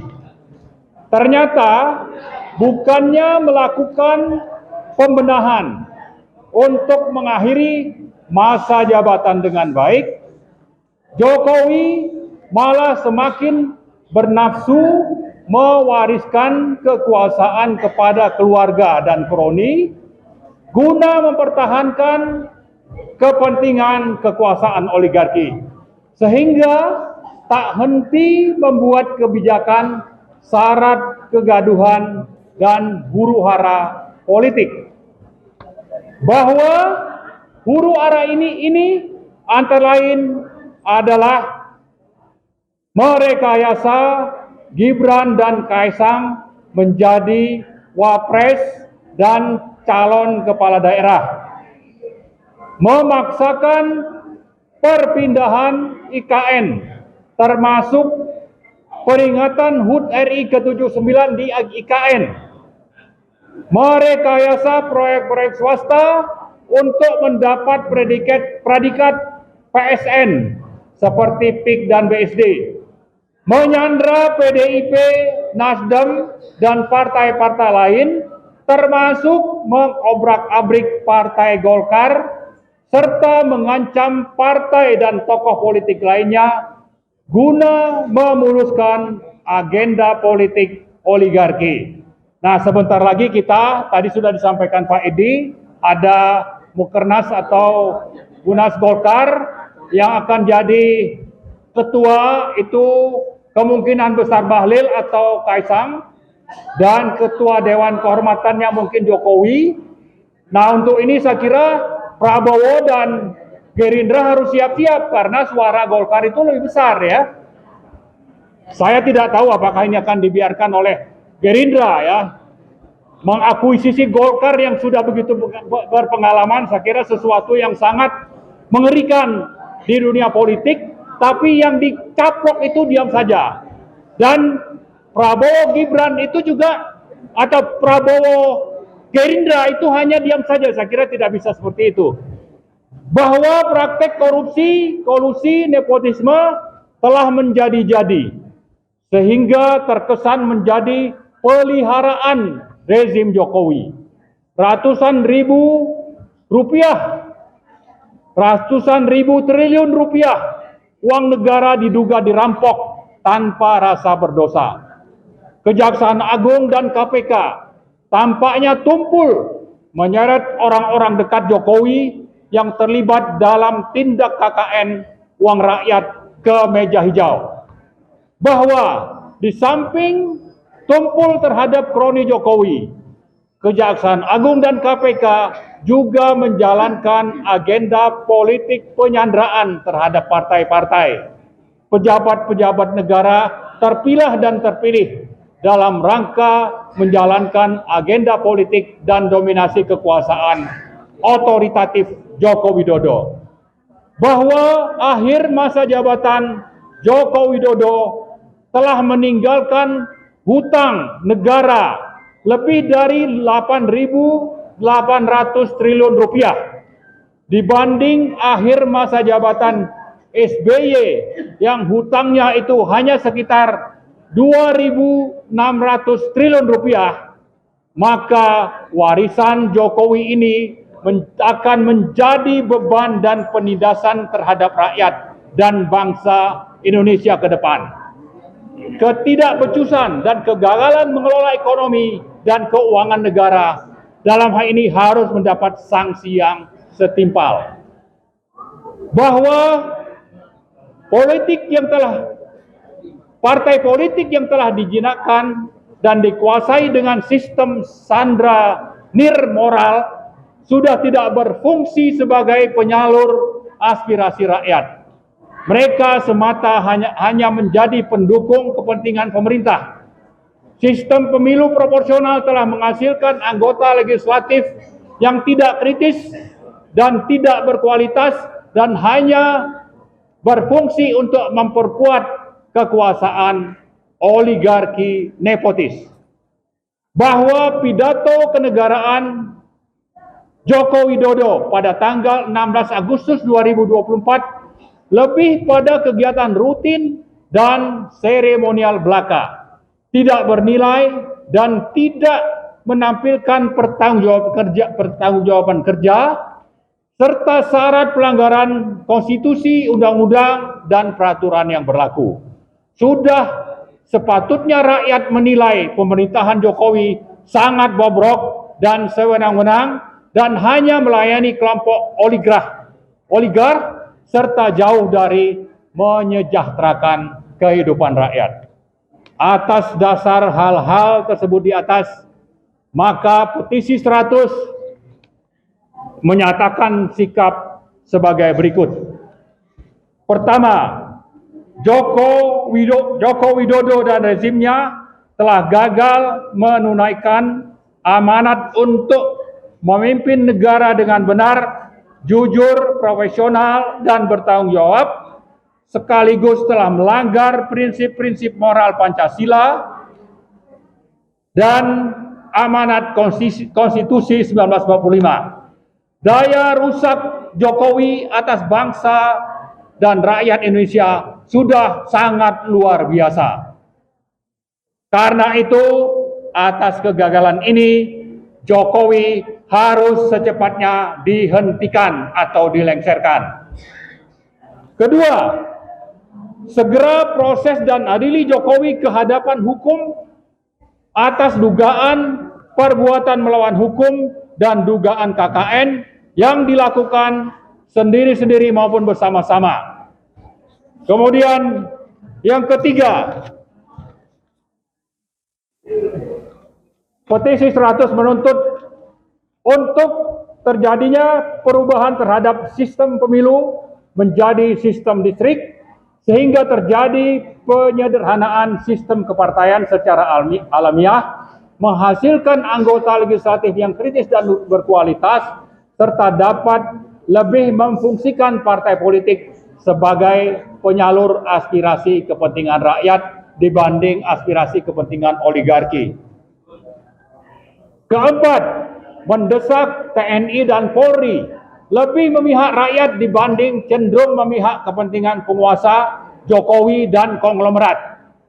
TNI dan Polri dituntut untuk melindungi dan berjuang bersama rakyat melawan kezaliman rezim oligarki nepotis yang dipimpin oleh Joko Widodo. Terakhir, kelima, menggugah dan mengajak seluruh elemen masyarakat untuk peduli dan bergerak melawan rezim Jokowi guna bersama-sama memperbaiki bangsa dan negara menuju kehidupan politik yang lebih baik, demokratis, bermoral, dan bertanggung jawab. Gerakan kekuatan rakyat semesta atau people power menjadi suatu keniscayaan. Demikian pernyataan sikap petisi 100 ini disampaikan dalam rangka upaya memperbaiki kehidupan berbangsa dan bernegara, menegakkan kedaulatan rakyat, serta sebagai wujud tanggung jawab warga negara kepada Allah Subhanahu wa Ta'ala. Jakarta, 19 Agustus 2024. Demikian saya sampaikan. Assalamualaikum warahmatullahi wabarakatuh. Baik, dengan selesainya acara kita pada siang hari ini, kita berdoa semoga para tokoh gerakan, para purnawirawan, para guru besar segera melakukan satu rembuk. Entah siapa yang nanti memfasilitasi, tapi pasti akan segera terjadi. Kita tutup dan kami persilakan pada para media untuk melakukan podcast pada tokoh yang dipilih. Kami persilakan tadi. Marilah kita tutup acara kita pada siang hari ini dengan bersama-sama membaca hamdalah. Alhamdulillah. Billahi taufiq wal hidayah. Assalamualaikum warahmatullahi wabarakatuh.